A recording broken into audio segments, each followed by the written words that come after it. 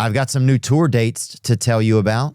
I'll be in Halifax, Nova Scotia on August 11th at the Great Outdoors Comedy Festival. Get your tickets early starting Wednesday, March 13th at 10 a.m. local time with pre-sale code RATKING. General on sale starts Friday, March 15th at 10 a.m. local time.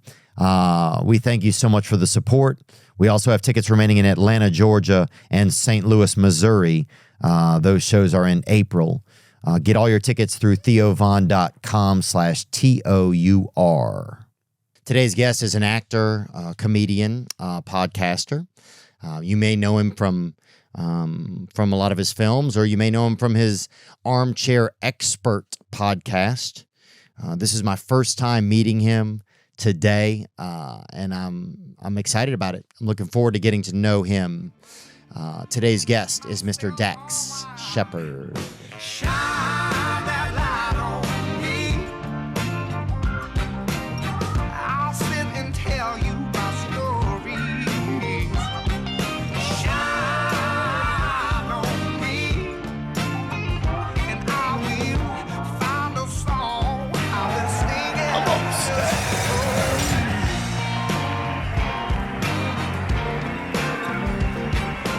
I'm always amazed at those people that they find that live in, like they find them and the kids have been living in like a basement or an Ohio base. It's generally an Ohio basement. Yeah, I guess it's kind of like an Ohio pastime. I don't want to say It is. It's a bit. Well, it says on the license plate, Ohio Buckeye State / basement captives state. Yeah, dude. What if in years from now? Sincerely, I've seen 12 of those stories over the years on the news, and it's 100% of them have been in Ohio, like middle of Ohio. Oh, definitely. It's like, hey, they should do like always, like, hey, show your basement, you know? Yeah, I think there should be like mandatory basement sweeps in Ohio. Like you got taxes, you got the census. Fuck it, task the census people with it. Like, just need to know how many folks are here. We're gonna have to peek in the basement. Hey, I want those cellar doors open now, buddy. Get those wide open so we can just sniff around a little bit. Nothing personal, just 12% of you have people in the basement. And so it'd be irresponsible for us to not take a little gander down there. I wonder if the world devolves so much that like things like that, like the basement, people becomes like a mascot for like the city football team or something, you know? Like the Cleveland basement people. Basement people. Does Louisiana have something that they over-index in? Like when you're watching shows, and they're like, and you're like, yeah, that's because Michigan has. I'm from Michigan. Mm-hmm. I want to say 40% of Datelines I watch, where the woman has married the husband. Yeah. That's going to be Michigan. Oh, wow. Yeah. And then also if some militia members are going to try to capture somebody, that's generally going to be. In fact, not to bring it down, but the Oklahoma City bombing was planned at the Amoco truck stop like 6 miles from my house. Oh, wow. It's amazing, man. Yeah. And that was in Michigan. Yeah. Right off of US 23. And it was called the Oasis truck stop. And how'd they get it to Oklahoma City? People didn't bid on it, right? That's crazy. Timothy McVeigh, was that his name? Yeah. He just was regrouping in Michigan. It's a great place to brush up on your militia skills. I think he was in there with some of his militia guys. And then they needed a place to plan, maybe some big tables to lay out stuff. And the Oasis gas station was turnkey for them. Well, that's but what I'm watching the news and I'm like, I'm a kid, ish. And I'm like, Oasis gas station? Where like, I'm afraid to go in as a kid because there's men sleeping in their semis. I like want to run in for a candy bar and there's like a parking lot full of men. Oh, it's a lot of those places. It's a real, I like to call it like a molester's gauntlet kind of that you run through. Yes. You're like, there's so many like pitfalls here. Yeah. So many traps. A lot of like those truckers will leave like the candy right in front of the truck. Like just a couple dollar bills right on steps of the truck. A little baggie with just some remnants of some speed. Well, I drive a bus. I have a tour bus. Oh, you do now? Yeah, not because I tour, but Right. because my family and I go out in it for a few weeks every summer. Oh, yeah? And I go to the sand dunes a lot. So regardless, You go to the sand dunes, you said? Yeah. I'm just making sure what you said. Yeah. I never been to the sand dunes, but... you know that you know of them here in California, Glamis. It's, Nuh-uh. Oh my God, yeah, it's such an incredibly weird and wonderful place. You can't believe it's in California the whole time you're there. Wow. It's 400 square miles of sand dunes, 20 by 20. And the folks that are there are like the folks from the Oasis gas station that I grew up with. And you're like, wow. But half of them are from Arizona because it's very close to Arizona. But it's on the Mexican border with the wall, and it's enormous sand dunes. And so, oh, look at this. Oh, wow. Now, you could potentially even see photos of me. Yeah, look at this. And so, like on New Year's Eve, there'll be 250. It's the closest thing in real life to the original Road Warrior. Oh, Road Warrior. Specifically, Road Warrior. And Road Warrior was that movie. It was kind of like Mad Max a little bit. It was the second one. I think the first Mad Max was black and white and very Australian. And then Road Warrior was just, you're in the desert with Mel. Yeah. And the last of the V8 Interceptors. Oh, thank you so much. I saw Mel Gibson. Colin. Thank you. Wow. I'm so bad with names. I try to. Really? You just did that like a sniper. I just did that to. Well, you want to make a phone call? That's me. That's all me. Yeah. Do you want to move my truck or anything? Take it for a ride. Does he need it? This is a plunger for a bomb I put in the lobby. Do you know That's Banaka. That's breast sprays. No. It's It's straight nicotine. Oh, really? Yeah. No delivery device. Just straight nicotine. Are you into nicotine? Yeah, I've been into it. Want to try a little? I don't. Let me see. I'll hold it for a second because I was doing nicotine for a long time, and then I've had 14 days off, and I'm on the. Oh, well then give me that back. Yeah. Well, now I've had 1 day off. Oh, then take it. Well, let's leave it right here. Okay. Well, it's TBD. Yeah. This is just there. But one of another comedian on the tour bus had a vape on him. Oh. And I had a moment at night. It was just like I was falling apart. I don't know. It was just because sometimes if I'm up too late, then I'll do something to damage myself. Like, of course, I'll like queue up some porno or. Do you have a preferred website? You do, but you don't want to promote it. I just don't know. Yeah, it doesn't matter. It's not an important question. I mean, a lot of the websites. I don't do a lot of porn, but I'm increasingly wanting to. No, and I'm wondering if I'm on the right website. Yeah. Well, look, because I think you strike me as a pro, and I don't say that judgmentally. But I feel like you've been to every corner of the internet. I've been through some probably, I don't want to call them wormholes, but sure, yeah, I've been through some. I want you to Jedi me just a tiny bit and be like, save some time. This is where you want to be. What happens to me? So I'd be up late and I'll be kind of fucking antsy or whatever, and I'll probably have been doing some vaping, and so then I'm like, all right, well, might as well watch a little bit of pornography. You know, yeah, just to fucking cap the night off because I'm a fucking king. Bookend it. Yeah, because I do what I want to do. Yeah. So next thing you know, I get queued up on there, and I have this fear now that the porno sites are videoing you back. That's how they get people like down the line is like, they're like, oh, blackmail. Yes, for blackmail. So it's like, do you have tape over your camera or anything? That would be smart. Oh my God, Theo. Here's what I'm doing, dude. No, I do something crazy. What do you do? I put the screen at like an angle where it can only kind of see the ceiling or whatever. And then I kind of like, oh my Lord, I'll like lean off and kind of masturbate at like an angle, kind of. Sure. Yeah. Sideways. Like I'm the guy that does those. Remember that picture they used to have on the wall, the staircases that interchanged or whatever. The MC Escher. Yes, MC Escher. Yeah. I'll take like a real MC Escher angle. Sure. Penis is off to your right hip. Just making sure I'm out of the way. Okay, but let's drill down into, because I think I know exactly what you. Dax it Shepard. started with Nice you're too late, or you're up late. Yeah, I'm up late. So I sober late, which is I'm supposed to go to bed at a certain time, or I know I feel the best if I go to bed at a certain time. Right. But then once I've crossed that, now it's kind of like, well, I'm just fucking up. Yeah, I'm fucking up. So I already feel bad. So let's go all the way. So let's get the vape off our buddy. Let's get that porno. Let's get our computer tilted at a weird angle. Yeah, let's rev up some porno. Yeah, let's fire it Let's up. make some and I'll do sleepy time tea and vape. So I'm just living in this fucking Speedball-y zone. yeah, just crazy. Like, hey, what's gonna happen with this guy? You know, he might stay up, he might watch a movie, he might go to sleep, bro. Yeah. This dude does his own shit. You know, Okay, so back to the bus. So I have a bus, and I have to. and it's a real bus. It's an actual tour bus. It's an actual tour bus. Okay, and you guys keep it at home. I think my neighbors think Aerosmith's spending the night a lot of the time. It's a proper tour bus, a big old diesel pusher, biggest cat out there. The ASX. Oh, there you go. That's me at a truck stop with my daughter, washing. Sure, the it is. Okay, we just went over some of this. That this is the type of thing that we're looking out for. Oh yes. You show us the first image you show us. No, that's awesome, man. So I'm constantly now. It used to be I was a kid and I had to walk the gauntlet at the Oasis truck stop to get my candies. Yeah. And now I'm back integrated because I can only pull the bus into the truck. You know, there it is. Look at that son of a bitch. Isn't that a steed? Yeah, and You guys are so good. Oh, so look, I got my weightlifting kit up there. oh, you do have it perfect in there. I travel with my weights and I got my grill pulled out.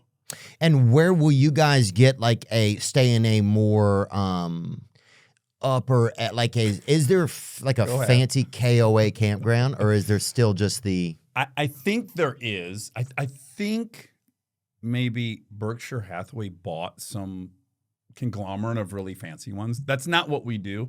There is an app now, Hip Camp, I think it's called. It's just like Airbnb, where someone might have like 8 acres. They don't know what to do with the 8 acres. They're not going to build on it. right? So they just put a 50 amp charger and like a sewer line and some fresh water on that spot. And then you book it. You never see anyone. I just pull the bus into a field on a river, hook up, and then we're good to go. Or we plan that we're going to be at friend's house that have big driveways. Like that was at my friend's house in Jackson Hole, who has a big old driveway. So you guys will just hit the bus and just take just go all the way up there. Yes, but now I'm at the truck stops all the time, and then I step out of the bus and I walk the same way in to go to the professional, cashier. You know, this whole routine. And the dudes I'm seeing are all the guys that, they're just waking up in there and everything. And then I play this game in my head where I'm like, I'm walking tough enough and I got my gloves on. Do they think I'm a driver? That's kind of what I want them to think. Yeah, you want some And if they see me getting out of the fancy bus, I'm like, if I got you're gonna try. But I try to walk. The way I walk into the trucker entrance of the Pilot gas station is the performance of my life. It beats any work I've ever done in film or television. I believe it really does. It kind of in my mind. Because I'm afraid of those guys. I mean, if you really boil down to what it is, it's like I was afraid of them as a kid. Yeah. I'm still afraid of them. So I fucking walk into that gas station like you're gonna have your hands full, my friend. Pick someone else. Yeah, even though you're fucking 6'2" and jacked, I know, you're but I feel 8 years old. Yeah, dude, it's so funny. Sometimes you always feel 8 years old, don't you? Oh, I'm always. I have to actively remind myself I'm not. It's like a mantra. Yeah, I have to go through a checklist. Like, okay, you're 49, you got money, you're not tiny. right. You've been in a quadrillion fights. Like, what are you fucking afraid of? Did you have stepdads? What did we have? Yeah, we had one guy, Mr. Charlie, and he was in. That says a lot that his name's Mr. Charlie. He was in the war, and definitely so. And I don't know if he was called Mr. Charlie before the war, but I think he loved the war so much that he changed his name to Charlie. Which is confusing because was he in Vietnam? He might have been in Because Vietnam. they were calling the enemy Charlie. Yeah, I think he. He took on the enemies. That's He might have, because he would take my mom always to like the Chinese restaurant all the time, and he would kind of like do like a lot of, he would like kind of pay homage in there. He did some kind of bizarre shit, and sometimes he would take us, dude. This is one crazy thing he would do. He owned a car wash that had like all the coin operated. Yeah, coin operated, dude. So he always I've had heard those are cash cows. Oh, bro, he always had some fucking money on him. My whole life, the one thing I've wanted to own was a coin operated car wash. Yes. You grew up hearing that it's just like, it just prints money. Yeah, it those just things sits print. there. Yeah. No one works there. Yeah. You stop in occasionally and grab you a couple stop in. $1,000 in quarters. Yeah, you stop in and do CPR on somebody, and then fucking pull a body out of the 55-gallon drum trash can. Yeah, my mom would always take us to wash her car. That was like a big thing that we would do. And so, anyway, so she met Mr. Charlie, and then he would take us to Holiday Inn Express sometimes for the continental breakfast. But he would say he was taking us out to eat, right? But it was just It was just the free breakfast. we would just go in the door and eat, right? Mm-hmm. But I never knew, so I'd always like ask just strangers to like if I could order like a fucking something. Like, yeah, I'll have another waffle, and the people would just be like, "What the fuck are you talking about? I'm here for my son's soccer tournament." You thought everyone worked there. Yeah.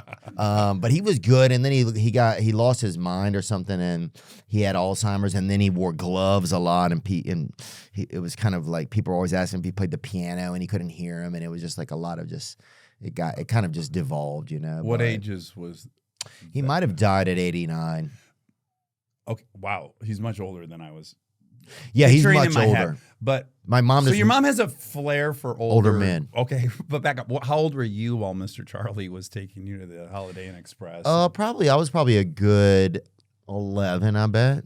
And was he was too old to come in and be like, I got a new program and I'm the dad? Or did he do that? No, he didn't really. He was pretty chill. He's He like, wore- wanted you to reach for the remote for him and stuff. Yeah, he wore like a cool hat, and he would sometimes he would get his dog in his lap and he would tell us how much he loved his dog, and he would make us kind of sit there and listen to him tell us that. But he was a pretty handsome guy. And what else? How old was your mom while he was 89? She was What was the probably age gap? 70, I bet. So No, I think he was probably 20 years older than my mom. And your dad, how much older? Because 38 years old. My parents were 38 different. I know. years old. Why That were was you crazy. emancipated at 14? I just didn't like being at home, man. I fucking hated it, you know. I didn't like my environment that much, you know. Yeah. I just didn't like it. I didn't like my environment. I didn't like not having a say in where I was or who I was. I felt like I kind of just got in this space in life that I was like, this doesn't make any sense. This family, there's no connection. My family felt like a business that you had to work at, but you didn't know what the job was. But you had to be there every day. Every day you were just standing around. There's like a kitchen. There's like a fucking, but you have no idea what the business is. Right. But you got to be there, you know? So, Was mom? yeah, so my mom was still- cool. My mom was chill. My mom was just, you know, she was just a different type. You know, she was just, my mom was just working all the time. You know, What did she do? she sold things like if you go to like a CVS or a gas station, the things that are like at the end of the aisles. The impulse buys? Yeah, she would kind of go stock those a lot of times. Okay. So, and one time she worked for this cookie company, and she would have these cookies, dude, just these huge boxes of fucking cookies, bro. We were children, dude. Jackpot. So we would go at night sometimes and sneak out in her car and just lay on top of them. And fucking the whole thing. It smelled so much like cookies. You could inhale and your stomach was full, dude. Oh my God. You were like, I can't take it Have you anymore. ever thought about just fucking filling your Cherokee to the gills with cookies and reenacting that whole experience? It might be cathartic and therapeutic. It could be interesting, man. Yeah. No, I never thought about that. I did go to my old. If we were better friends, when Yeah. we become better friends, Okay. I think I'm going to surprise you by just filling your Cherokee to the absolute brim with cookies. You're going to get in late for something. You're going to be grouchy and I shouldn't have vaped last night. Yeah. I should have went to bed 2 hours earlier. I got to stop jacking off. And you get in your car and you're like, oh my Lord. God damn. Mom? Is there a flavor of cookie I should be I circling? love the snickerdoodle, but these were more. Can I guess, were they an oatmeal raisin? They had some stuff Cinnamon like that. oatmeal raisin? They had, it was very, because you open the box and they were in plastic inside of the box. And then they were all lined up. They fit exactly as many as they could in that box. And it was an unbelievable amount of cookies to be around as a child. We couldn't even fathom it. But so that was, yeah, that was the kind of work my mom did. She was just always gone a lot. And then You have once, 2 little sisters? yeah, well, I have 2 sisters and a brother. So- But the brother's way older, right? Like could have been your dad? No, my dad had some children from his first marriage okay. that were like way older. Like one of them was like 57 when I was like probably 8. Right. And So you guys didn't probably. I think somebody shot him, but But how old's your older brother from your mom? my older brother from my mom is 2 years older than me. Oh, okay. Yeah, he's awesome. Do you have a little brother syndrome like I do? Like, what is it? Well, like, I thought I was terrible at everything. My brother's 5 years older than me. So I'm like, I'm so weak. I'm a terrible skateboarder. I feel like Little brother syndrome. I wonder if I agree with what the definition on Google The is. little brother syndrome can manifest in one of two ways. A sense of entitlement. Oh. I deserve what he has. Or two, a means for advancement. He can do it. I can do it too. I didn't even know of this definition. And I guess I agree with some of the items in there. But in general, for me, I wanted to be cool and older, and I wanted him to let me hang out with him, and I was trying desperately to like accomplish all these weird tasks I had decided was the entrance into being his best friend. And probably like an inferiority complex. And then when I got around kids my age, I was like, oh wait, I'm kind of strong. I'm not as terrible at that. And then I was like high on that. But yeah, I guess wanting to be around somebody nonstop who was very ambivalent about me being around. Your brother? Yeah. Yeah. As he should. He was 5 years older than me. 5 years is a long enough stretch where it's like, yeah, if some kid is following me around and that kid he's going to be weird no matter what because he's younger. And I was weird on top of it. And you're fucking weird. Yeah. Left-handed dyslexic. Were you really? Yeah. Still. Oh, God, huh? Okay. Yeah, I never had dyslexia, I don't think. I think we both did. Did we both do Santa Monica College? Yeah, I did that. Yeah, me too. I think I have an associate's from there. Really? Yeah, I actually have an associate's degree from Santa Monica College. I can't remember if I have that or not, but I remember there was always a rumor that Steve Smith went there. Did you ever hear that rumor? No. Steve Smith, guitar player from Billy Idol, or Steve Smith, number 89, that played for Carolina Panthers. Okay. Yeah. I didn't hear about a single famous person going. Yep, Chad there. Johnson and Steve Smith played together at Santa Monica College. Oh, I didn't even know That's they had a sick. football team. Wow. Chad Johnson and That's Steve Smith. at Santa Monica. Your team, by the way, is so fast. I feel like we're on a CNN show or something. Really? Yes. Well, this shit is like coming up like They do it's it. barely out of your mouth, and we're looking at a picture of it. They're excited. Rice Krispie treats with chocolate chips in them. Dude, we've never even met before. No. It's kind of crazy, you know? Yeah, I just like you a lot. Well, thanks, man. I DM'd you to let you know, like, I just like you so much. I think you're one of my favorite people to see something pop up on Instagram. Every single time I like it. Oh, thanks, bro. When it's sincere, I like it. When it's really funny, I like it. When it's like over the line, there we go. There are my Rice Krispie treats I was thinking of. Oh, that's nice.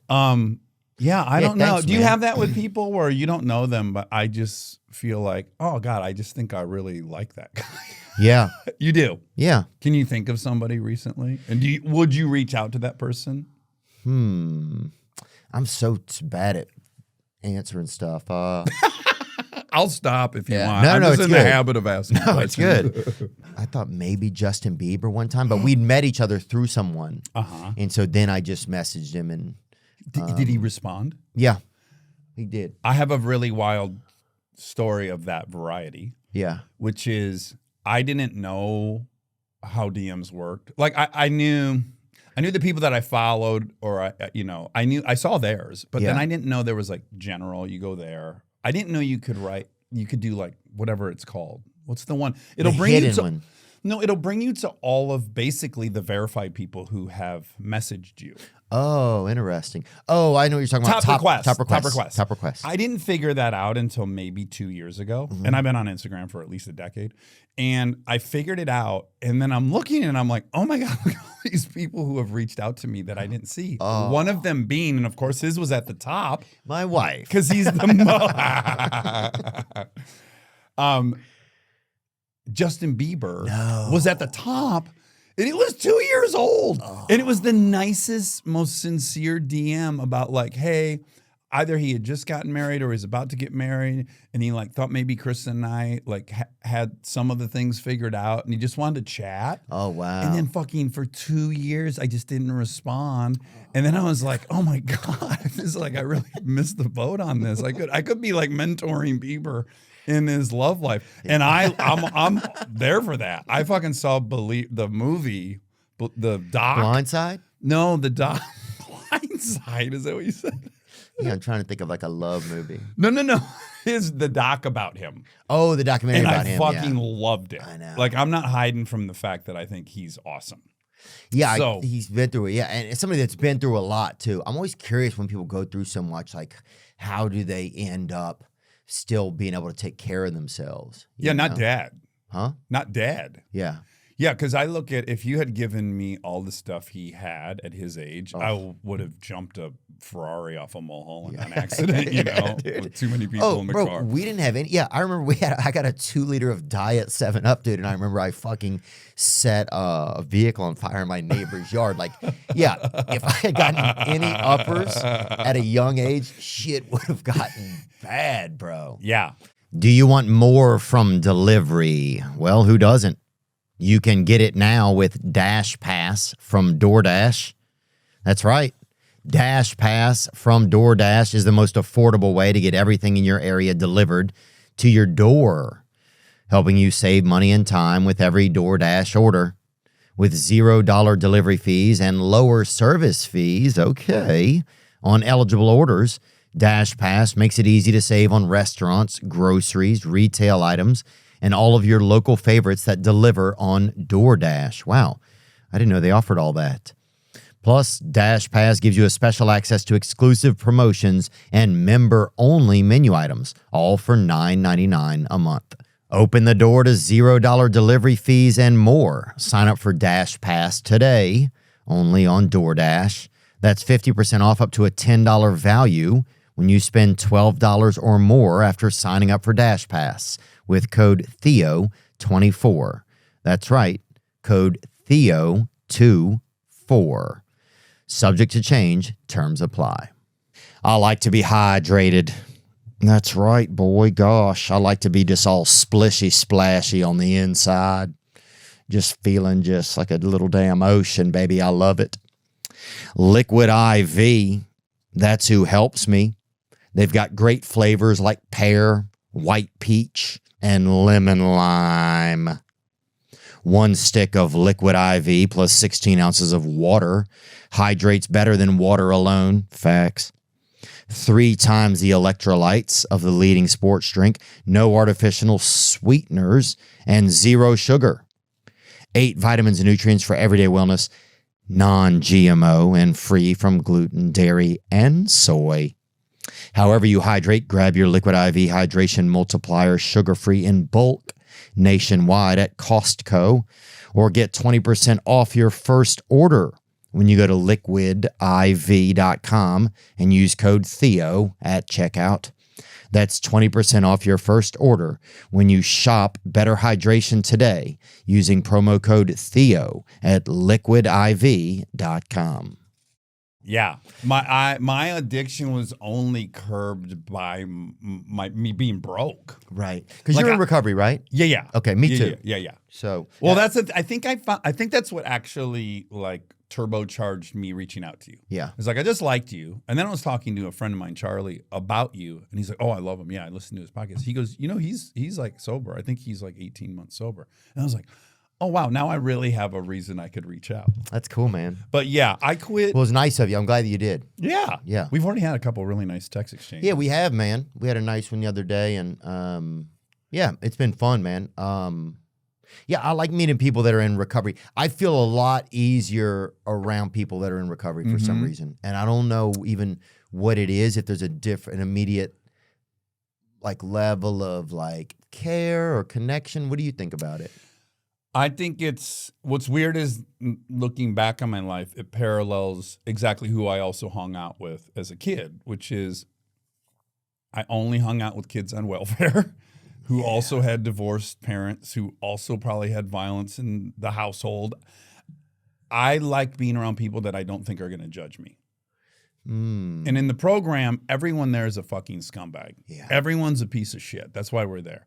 And like the great like experience you have if you go to AA and you work the steps is you're like you've made this list of things you've done wrong, and you're required to tell somebody, and generally it's your sponsor or whatever. Yeah.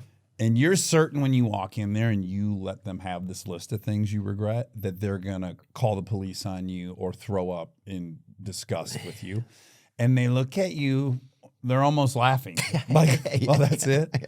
Well, you didn't fuck any animals. That's like, I'm impressed you haven't fucked any animals. And then you're like, well, read the back of that second page. yeah. Oh shit, you're right. Fuck, I left something out. Yeah, dude. But that look of like, yeah, me too, Yeah. is the most comforting thing for me. Yeah, there'll be times when I'm in a meeting and like you're sitting there and somebody says something and you can feel, this is crazy.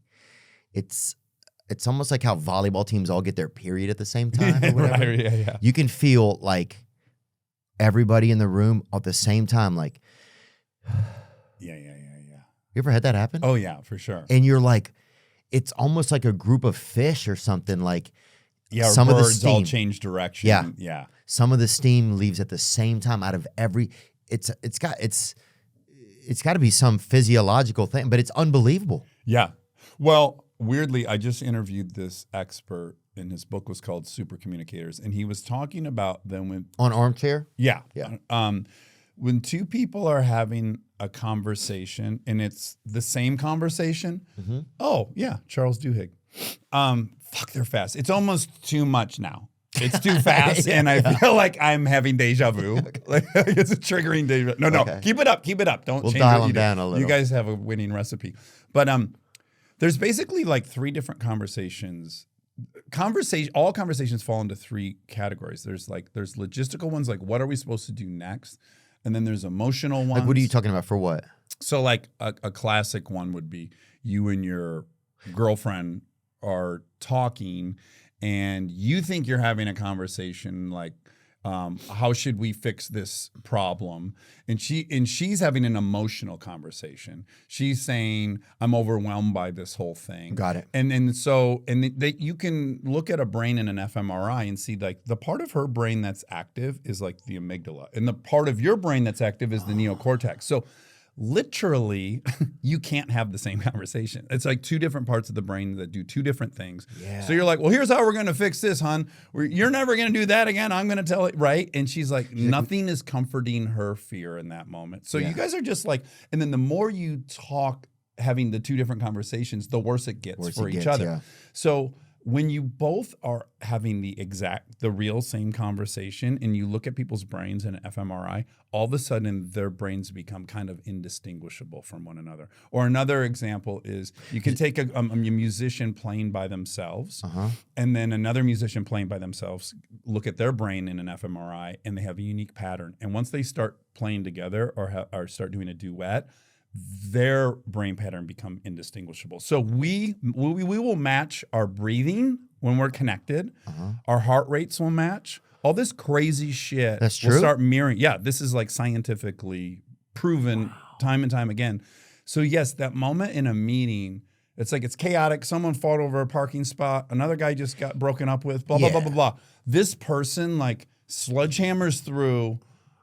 Generally for me, when I've experienced it, like with some moment of vulnerability, like I just failed at this fucking thing. And we all go like, wait, oh God, I know exactly what it feels like to fail in that specific way. Yeah. And now all of us have joined like the same brain pattern. So I think it's not imagined. I think it's physiologically observable. Huh. And it's so powerful. Yeah. It's when you realize like, oh yeah, we're social monkeys and we're supposed to be in a group like this and we're supposed to be dialed in and it feels fucking right. Yeah. And then I didn't go to church or I was drugged to church. That You were was drugged? never a part of my life. So I don't have that kind of Right. nostalgia for that collective experience I know people in church have. I would go, my grandparents would take me and my brother and I would get in trouble. My Papa Bob would, flick our ears and, it was, we missed it. That's a great comparison. Like when you said, like with the birds, like how they all change at the same time. Mm-hmm. It's so crazy. Yeah, I think there's a lot of other things going on that we just don't have the ability. Since we only have 5 senses, it's hard for us to. I think there's a ton of stuff and information that's in the world, but we only have 5 ways of inputting it. Yeah. So we really are kind of limited as opposed to maybe other things may have more, or in the future they may have like creatures that have more or something, But Would you consider yourself hypervigilant? Do you mean like Well, invading the Capitol or something like that? like what? Are you talking about like people that invaded the Capitol? No. Like I'm guessing, I don't know enough about you. But if you leave the house at 14, my guess is it wasn't like the Cleavers. Yeah. Right? Oh, yeah. I just didn't feel any connection at home. So then at a certain point, I was like, well, why am I going to stay here and let this define me? Where did you go at 14? I went and stay with a friend. Oh, you did? Yep. One of my buddies. And their parents were fine. Yeah, their parents were pretty cool, and we had a nice time, and I still go over there when I go home. Yeah. So it's like, and their kids left like a year later, and I was still out. Oh, you stayed after they left? Forever. Wait, bro. so your buddy was a couple years older than you? He was same age, but something happened. He drove into the neighbor's house or something. He was drinking, and then he had to leave, and so I was fucking still there. You were still there. They and kicked now out. I'm in his room. Now I'm just. You were being sponsored by him, but then he split, and they kept you. That's really funny. But it was like, did you feel weird as hell like that first dinner? Would you eat dinner with the family? Yeah, I would eat dinner with them. We had fun, man. And your buddy was gone, and you were there. Yeah, it was kind Do you remember that first dinner? Oh yeah, dude. I was like, well, more for us. I was just in there. But I remember the first night I closed the door in his bedroom. No, this is which when was now yours. This is when I had I had my own bedroom there, and I closed the door, and I was like, fuck. I hadn't had my own room. I was like, this is crazy, dude. And then I must have had drugs on my mind at that point or something, because I remember I opened the window then and lit up a little joint, right? And I didn't realize, like, I guess how, like, stinky it is. just, yeah. Yeah. I was just excited to fucking be a homeowner. You thought you had your own home. Yeah. You're like, here we go. I'm finally on my own. You're not. No, you have a room, Theo. Yeah. So it's still in someone else's house. And his room, his window was next to mine, and I guess his room was open. He fucking comes in there. He's like, dude, what the fuck are you doing? Yeah.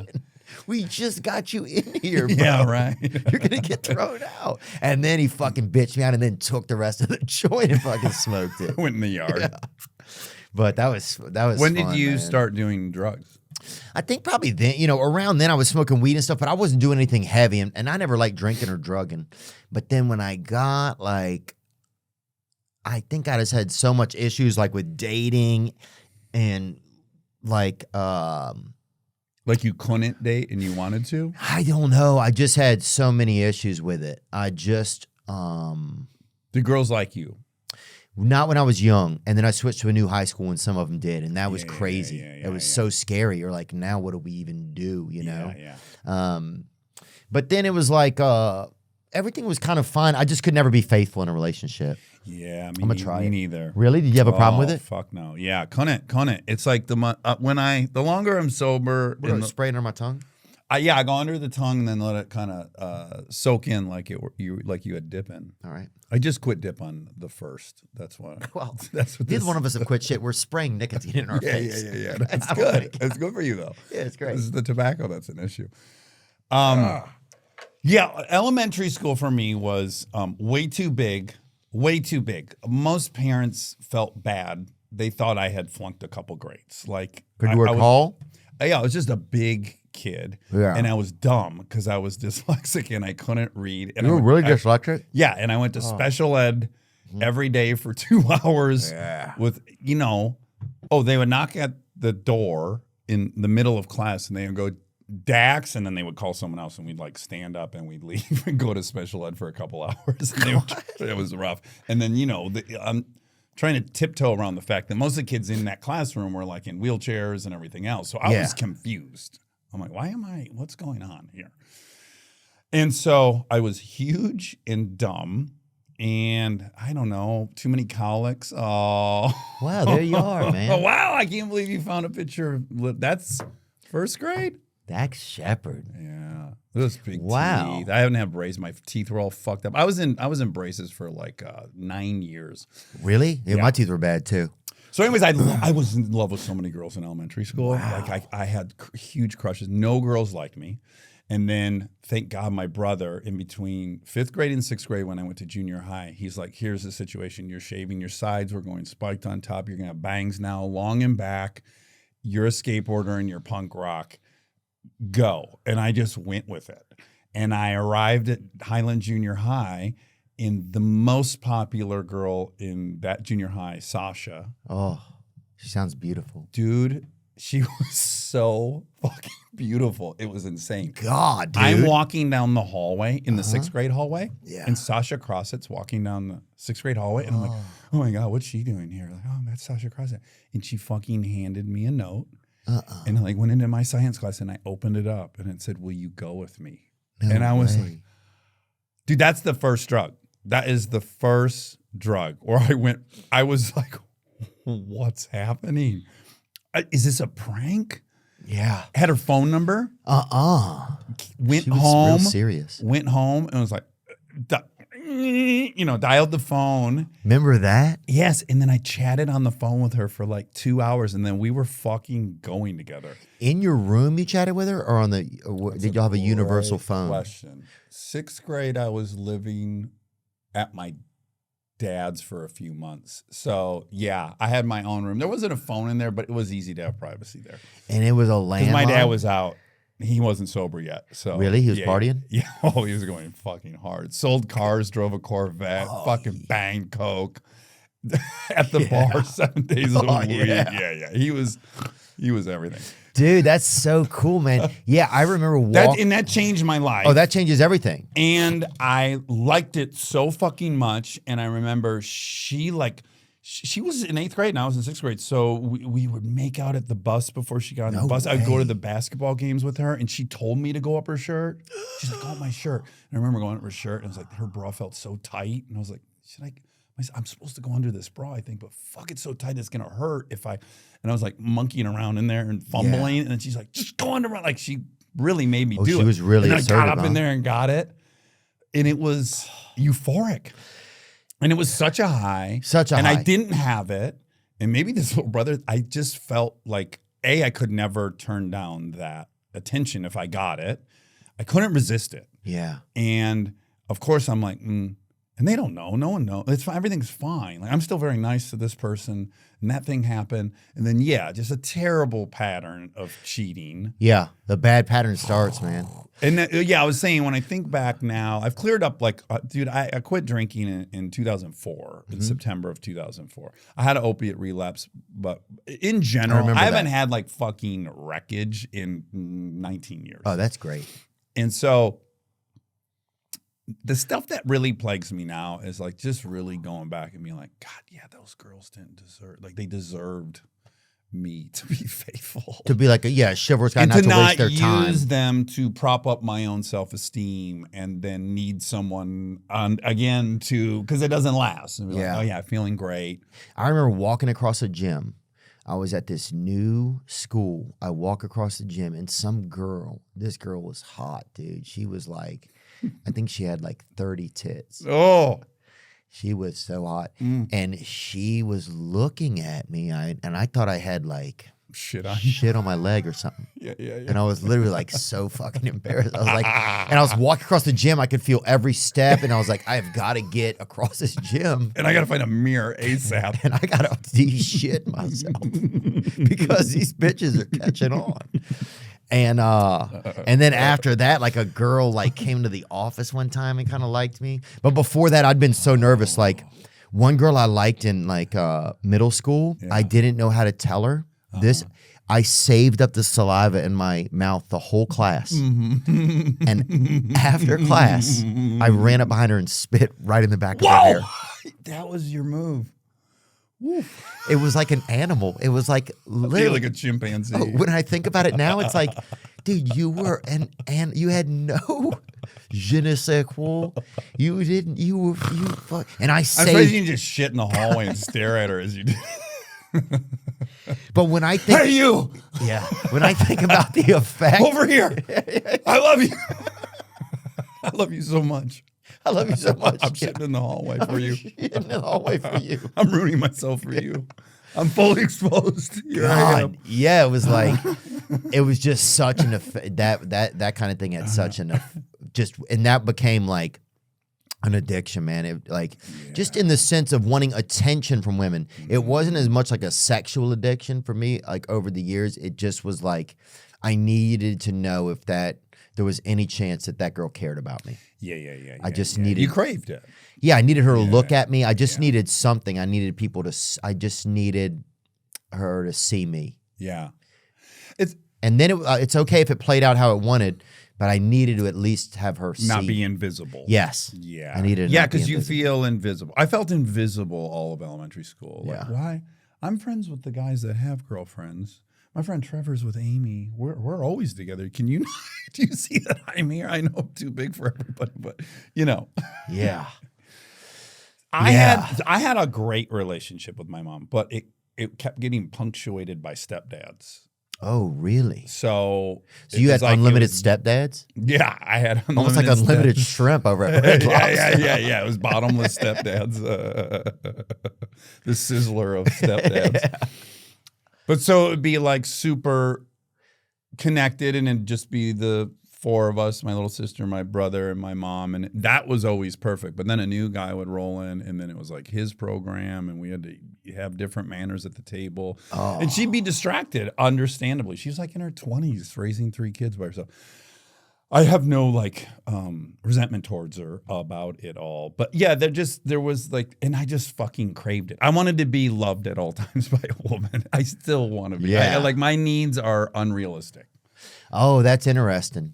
Yeah, sometimes Like I'll- if I'm dead honest and I'm in therapy, Yeah. my therapist will be like, you know, it's not Kristen's job. Like, she's not your mom. She's not going to dote on you and Right. be infatuated with your existence. And I'm Yeah. like, wait, that's not. But I'm giving up so much. I'm not banging anyone. Shouldn't I be doted on and celebrated every time I walk through the door? Shouldn't there be a parade? Shouldn't my daughters, like, every day I have not left, Yeah. shouldn't they be like, God damn it, Dad. We got one of the good ones. I know your dad was out at 3. But no one's proud of me. No one cares. Oh, I remember my first, or my second girlfriend, and we were like really in love. And What when- age? I think this was in college. Okay. And she broke up with me. She'd had it. Yeah. And I remember saying, "You can't break up with me. You're my mom." That's what I remember. It came out of my fucking face. Really? And that's Which was like, just a slight improvement over spitting in her hair. yeah, That's it where was you actually had matured to by the time you're in college. You can't. You're my mom. Yeah. What a Freudian slip. As Oh, it was a Freudian water slide, dude. But it blew. It came out. It came out. It just. I was like, "You can't break up with me. You're my mom." Oh my lord. And I was like, What was and I didn't know for years what that even meant. And then once I got into recovery and started getting a look at my life, I was able to be like, wow, dude. Like, I had no understanding of like how to get affection or be fair with affection or anything like that. Yeah. I mean, I didn't have a template. I didn't have a fucking idea. I didn't know. What was her response? Do you remember? I know she felt probably bad for me, you know. Oh, good. She loved me for sure. Yeah. And she's a super loving girl, but I think she probably years later probably saw like, oh, that dude was not a He was not safe. ready. Yeah, that guy was not ready. No, And he's he's not still, ready for a mature. and he's still fucking just yeah, he's trying to still get not ready. but he's trying to get ready. Yeah, but yeah. that stuff doesn't go away, man. That's the crazy thing. I thought at certain like at certain times in my life, I'd be like, oh, in a couple years this will be gone. But it doesn't go away unless you do something about it. yeah, I had the fantasy that to be aware of it would solve it. Yeah. Like, oh, I see what's happening. I'm just trying to get, I'm trying to heal. Oh God, I could go super deep, which is like, and this is recent, and this is probably too much for your show or the dudes who listen to this, but No, dude, if I crown here one more time, I'm literally turning into the Garth Brooks of podcasting. yeah, me too. I've been crying all the time. It's fucking getting Yeah, bad, I didn't cry for 30 years, and now I can't make it through a day without crying. Bro, it's like, It's for fucking being sober. yeah. It's like you got the medicine, you don't have anything to numb it, and here it is. But I also think like there was a sexual component, which is like, okay, so my mom adores me. That's obvious. I was the golden child. I did not lack for a mom who believed in me or supported me or thought I was wonderful. She definitely did. But something would take her away from me. And I was smart enough to realize, oh, we can't fulfill this romantic desire of hers. Like that's something we can't fulfill. She's going to have to go get boyfriends. Right. AKA she's going to have a sexual relationship with people. Right. So I think in some weird way, and I think I'm just starting to understand this aspect, which is like, I have to give that to any woman if I want her to stay around in a way that is world class and you don't want to go shopping for more. Like the priority I put on that part, the sexual part, I think was very outsized for what a woman would even give a shit about. Oh, But just so as you a little thought- kid, I was like, Oh. the only That's thing the I thing- don't have is the that my sex. mom needs is is the sexual sex. part. So I need And to that's be. what I want her to stay at all times, and Yeah. I don't want any of these guys to come around. So if I'm having this experience that also feels loving and nurturing with a female, my thought is like I have to give her that thing in a way that she'll never go need it and leave me for it. God, that sounds kind of exhausting in a way. I mean, kudos to you, dude. Yeah, that was the route I took. I was just like, I was always so nervous with sex. It would be like, You are. oh shit, and it would be like, yeah, oh dude, so like unbelievable. And I would just yell things out like, that was great sex, just fucking. Hoping that Oh, dude, yeah, you like, could rewrite history for her. yeah, and it's just, oh God, bro. Nobody has given out more bad sex, I don't think, than me. Hands down. There should be a game show, I think.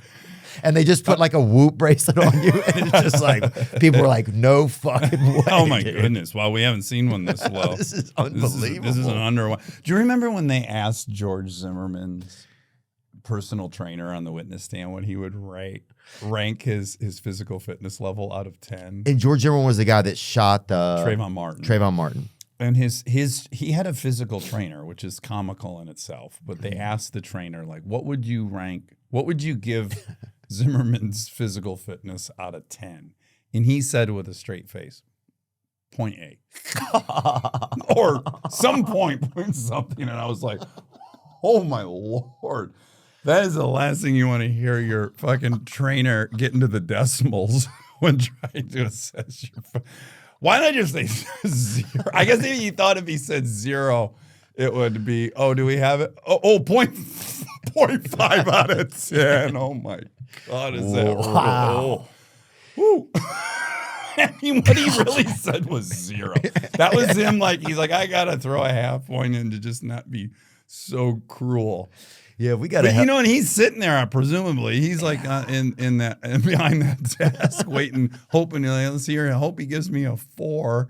Maybe he had a high end and a low end of expectation. That'd be more shocking than the verdict. The guy's like, yes, I'm going. If he could take away one of the two things. Oh. Dude, yeah, and you don't want to be that little flubber in prison, I don't think, because those are the guys I hear that get kind of banged a lot around the holidays and stuff. Holidays? Why the holidays? Because Just the people are sentimental? Yeah, just like the little chubby guys in prison that get fucked around the holidays. That's what I've heard. What holiday I would is bet the worst? it's got Christmas? Christmas probably. Now if it's Hanukkah, it's fucking 8 days long. You're like, Oh, yeah. Very sad Jewish inmate. hey, somebody hide fat Josh. We gotta fucking make sure he doesn't get banged up. But yeah, I Get think him into, what do they call it when you're by yourself? Solitary Yeah, they confinement. got to put him in solitary confinement. yeah, man. Easter's got to be a big one, too. Yeah, there's a little bit more. Because there's a resurrection and yeah, you're yeah. feeling extra bad about you. Somebody's like, yeah, I'm gonna get hard again because Jesus did. It has arisen. Buying tickets can be stressful. If you want tickets to a game, an event, there's so many sites now you don't know what's legitimate and if your seats are going to be there when you get there. That's why Game Time is the only ticketing app that gives you complete peace of mind with your purchase. It's right. You can see the view from your seat before you buy, so you know exactly what to expect when you arrive. Game Time has deals on tickets right up to the start of the event and even an hour after it starts. It's the place to find last-minute seats. With zone deals, you pick the section and Game Time picks the seats for big-time savings. Take the guesswork out of buying tickets with Game Time. Download the Game Time app, create an account, and use code WEEKEND for $20 off your first purchase. That's nice. Terms apply. Again, create an account and redeem code WEEKEND for $20 off. Download Game Time today. Last minute tickets, lowest price, guaranteed. Wow, man. So how much times have you been married before? No. No. It was your first marriage. Yeah, I've had 3 really long-term relationships. I had like a 5-year that started in high school and then lasted till me living in LA. And then I was with an incredible woman, Bree, for 9 years. But that one I thought I had kind of outsmarted, which was I had already felt so fucking terrible about cheating on girls. I always got caught. Inevitably, I got caught. And those were I can remember those phone calls and trying to explain why you didn't care. Bro, is there anything worse than that? Oh my God. Well, it's tied with driving to someone's apartment to tell them that you're breaking up. I mean, those two for me are like, I've had a lot of motorcycle injuries. I'd take them a million times before I'd ever drive to someone's apartment and just say like, I think we're in different places. Yeah, and they're like, no shit. Yeah. Oh, dude, the craziest is when you go over there and you knock on the door and they open it, but they kind of walk away from the door after they open it. Right. So it's just fully up for you to walk in and talk to, it's like when the gig is up, dude. Oh, fuck. I hate it so much. And then, you've been feeling that way for months in my case before you have the balls to drive over and fucking be honest. Yeah. And then so that drive is insufferable, and then sitting in there is so terrible. But there is that feeling when you walk out the door and you've made it and you're walking to your car where you just go like, oh, thank God, okay. Oh, you do get that blast of like relief. Yeah. And then a day later you're like, I think I'm in love with her. I think I love her so much and I fucked up. Yeah. I think I really fucked up. Then you're insanely in love with her And for a then few days. yeah. And then you got to like white knuckle that just like it's booze or coke to not re-engage. Anywho, what were we? Oh, so when Bree and I met, we met cheating on 2 people. Oh, okay. Right? And I knew immediately, I'm like, I fucking love this girl. Like, oh my God, do I love this girl? Like, I want to have kids with this girl at some point. Wow. And had you ever felt like that before or no? I guess I did the girl I was cheating on with that I'd been with for 5 years, certainly. But that had run its course in that, like, I had moved to LA to pursue this. She hadn't joined me. It was kind of obvious. We also got we got realistic about the fact that we only see each other 4 times a year. And like that got it approached an open relationship or maybe even became one. It kind of was just like, look, you're a human. I'm a human. I'm 21. Oh, you're yeah. 20, Y'all was children. So we were kind of grown up about that. So then when I met Bree and we met cheating, I just had this moment of honesty with her where I said like, I would like to have kids with you and make it to 30 and have kids.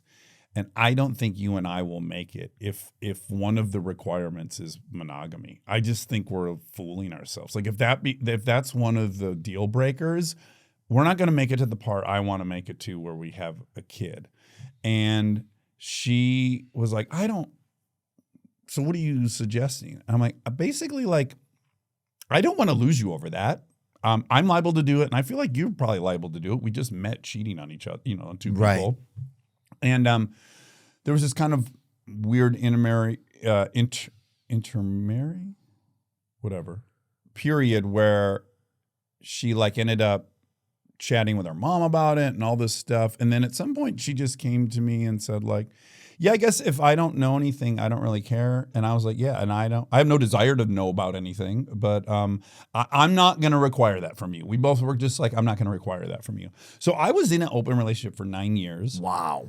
And we slept in the same bed every single night. We lived together. There was no like craziness. Well, mind you, I was also a fucking full-blown addict during this period. But if she was at home, I don't know what happened. When I was at home, she didn't know what happened. And that, to some degree, worked. I mean, it definitely worked. We stayed together for 9 years in our 20s, which is almost impossible. And I love her like crazy. Still do. We're still really good friends.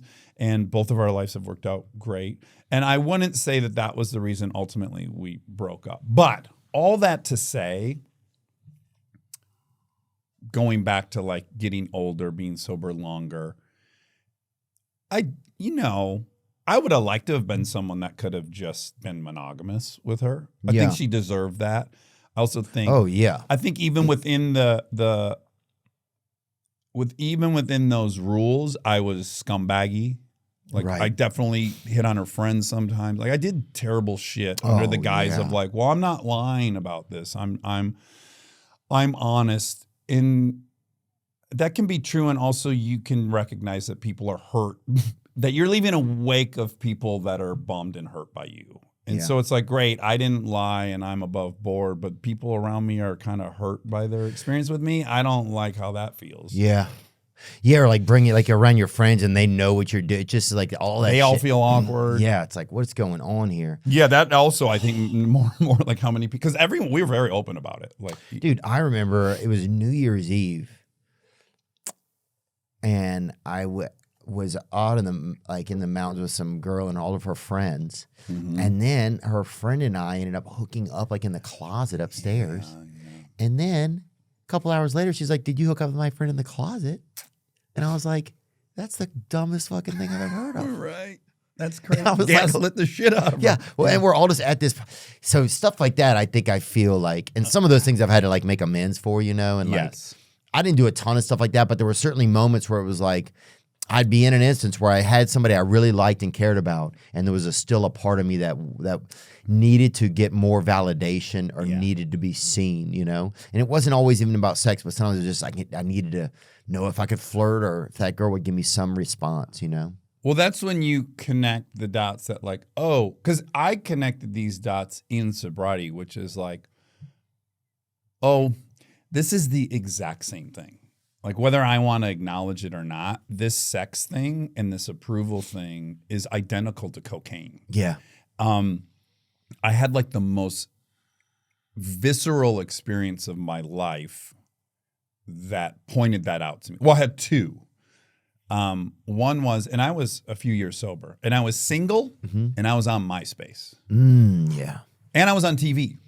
Oh my gosh. Yeah, just take that in for a second. So you were just damn Prince Charles or whatever. I was enjoying the shit out of MySpace. And also I hadn't looked at the sex component as potentially harmful to me yet. Yeah. But I remember a gal came over. And you were good at sex, you said? I mean, what could be more nauseating than a guy saying they're good at Yeah, sex that's out true. loud? So that's just a lose-lose for me. We'll just pretend that you're okay. Yeah. Okay. Well, I certainly Some people aren't good. Some people, you know. Also, let's be honest. The more you fuck, the better you are. Like you're not coming as fast. You're like about any of that, dude. Sure, you've had periods where you fucked 7 days in a row. And No. I was always too lazy to do something like that, I think. Oh, really? Yeah. You were saved by your lethargy. If I had sex twice in a week I was always very like, it was like it took a while. Yeah, just like, yeah. Well, okay, so I need to preface this by I'm ashamed of this, what I'm about to tell you. Like, I am ashamed of this. But this is very true. I was a few years sober. I was single. Someone had come over that I had met on MySpace. And I was giving them a tour of the house. And I was in the first room of the tour. And I had this thought that was like, oh, this tour is so long. You had a big house? No, I didn't have a big house. And I was like, but then I thought, what is this? I have a very familiar feeling. Like it's unmissable. This feeling I have right now. And I like took a second to try to figure out like, what? I know this feeling. What is this? What is this?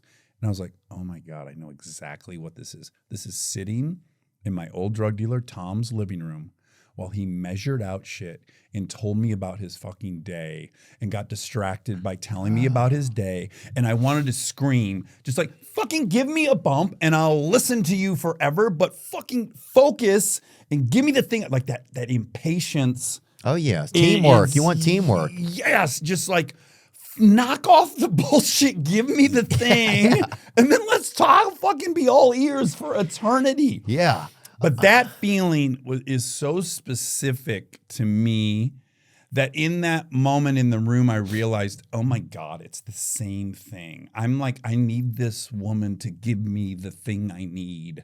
And I hate that. I hate that about myself. I hate that for her. I hate all of it. It's just, I don't want to be insatiably needing something from somebody and dependent on them giving me the thing. And I was like, whoa. So that was one moment where I was like, oh God, they're kind of the same thing. Right. Ugh.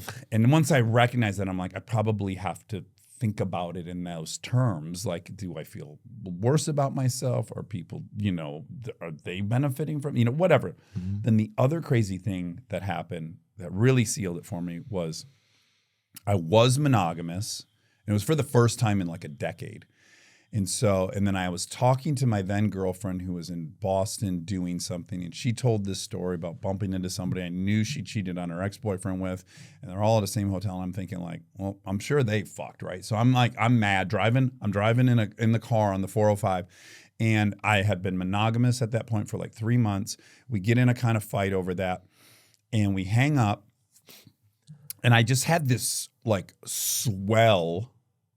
like a swell of horniness, the way you do when it's like, I got to get Coke or I got whatever, that really big swell. And all of a sudden I was so horny, and I was like, I'm going to text Kelly. I'm going to text Kelly right now. And I can stop by her. I'm not supposed to, because I'm monogamous, blah, blah. And then I just had a moment where I was like, that's interesting. You're in a fight. You feel emasculated by whatever just happened, and your body's smart enough to go, well, let's get horny. You won't have to feel any of this if you're horny and we're at Kelly's house and you're getting validated and you come, all this stuff. I was like, fuck, this is like a defense. Yeah. Because it's just like any other thing. I'm so afraid of my feelings or feeling uncomfortable. That your body created some defense. My body was ahead of me. It's Yeah. like I hung up. I didn't even register what had just happened. And all of a sudden, I'm like, I am physically horny. It's not like I made it up. Yeah. And those two things for me, I was like, yeah, this is a this is a whole thing we got to figure out. Yeah. Wow.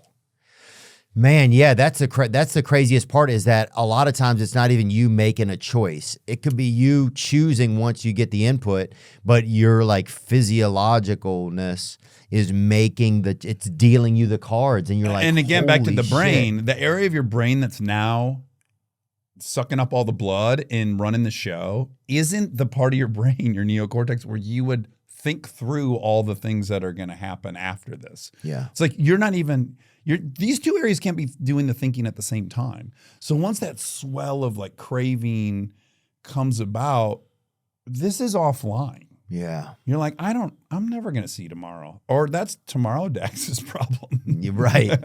I feel bad for him, but today's Dax is about to get fucked up and feel good. Yes. Yeah. It's like everything, the ability to have any comprehension really, or any forward thinking, completely disappears. That's crazy, bro. I mean, it disappears. Yeah, it's gone. It's Can't unbelievable. access it. No. I mean, my biggest thing was just that one of the things I ran into was just commitment. A lot of times I would get into a relationship and then I just could not be committed. Like, I couldn't be committed. I just couldn't do it, What's your explanation of that? Was it because you wanted to hook up with other girls, or is it because you thought ultimately they would see that you're a piece of shit and be out? I wanted to have the option to do what I wanted to do. Yeah. I wanted to be, You wanted it all. You want to go to Sizzler. Yeah, I don't I'm know if in the I wanted mood for it wings, all. and I'm in the mood for salad. and I'm in the mood for no, macaroni I and just cheese. didn't. I just didn't want. I didn't want to have somebody else like define me. There's a part of me that really doesn't trust having somebody else define me in a way. Does it make any sense or no? Yeah. Yeah, it was like, even I remembered like when I had a girlfriend, a lot of times I wouldn't even say this is my girlfriend. I would say this is my friend and then their name. And a lot of that stuff I feel bad about, man. It was, because it's not fair to them, you know, like, so it was that sort of thing. It was like, there's something I just had the toughest time with letting somebody else define me. But do you think, and I don't want to speak poorly of your mother, but do you think it's okay to suggest that since mom didn't have your best interest in mind, that it was going to be pretty hard for you to imagine that anyone was going to have your best interest in mind? I think there could be some truth to that. I just don't know. It's hard for me to get there in my head. Yeah. Like, Or like intellectually, you could maybe see the thread, but it doesn't feel like anything real. right. Yeah. Yeah. And for a lot of times for me, I got to get to that feeling space, for it to Yeah. activate inside of you, Yeah. So I just think my mom was just super big, there just wasn't a connection there. Yeah. And I really wanted it. How old were you when your You dad know. died? I was 16. So, and he was very old, but he was cool. I mean, he was old.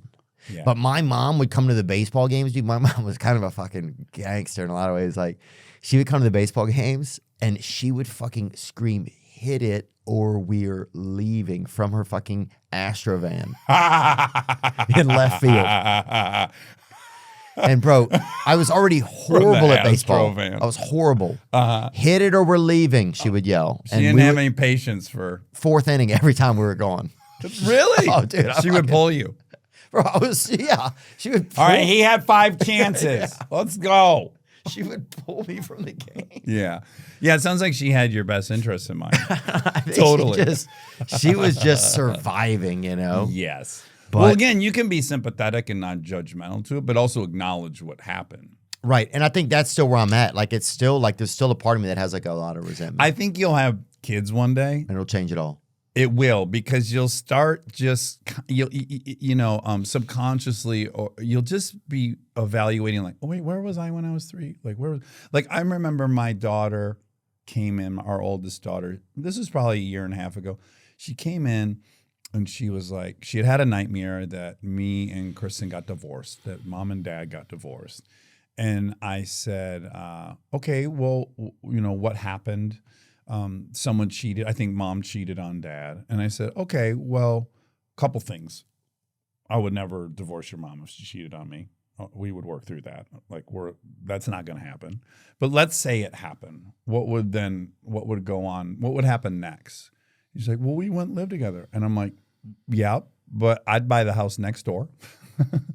And I will be with you nonstop. Like, I'm not going anywhere, no matter what happens. That's not going to happen. But Right. if that happened, I'm living next door to you, and you come and see me whenever you want.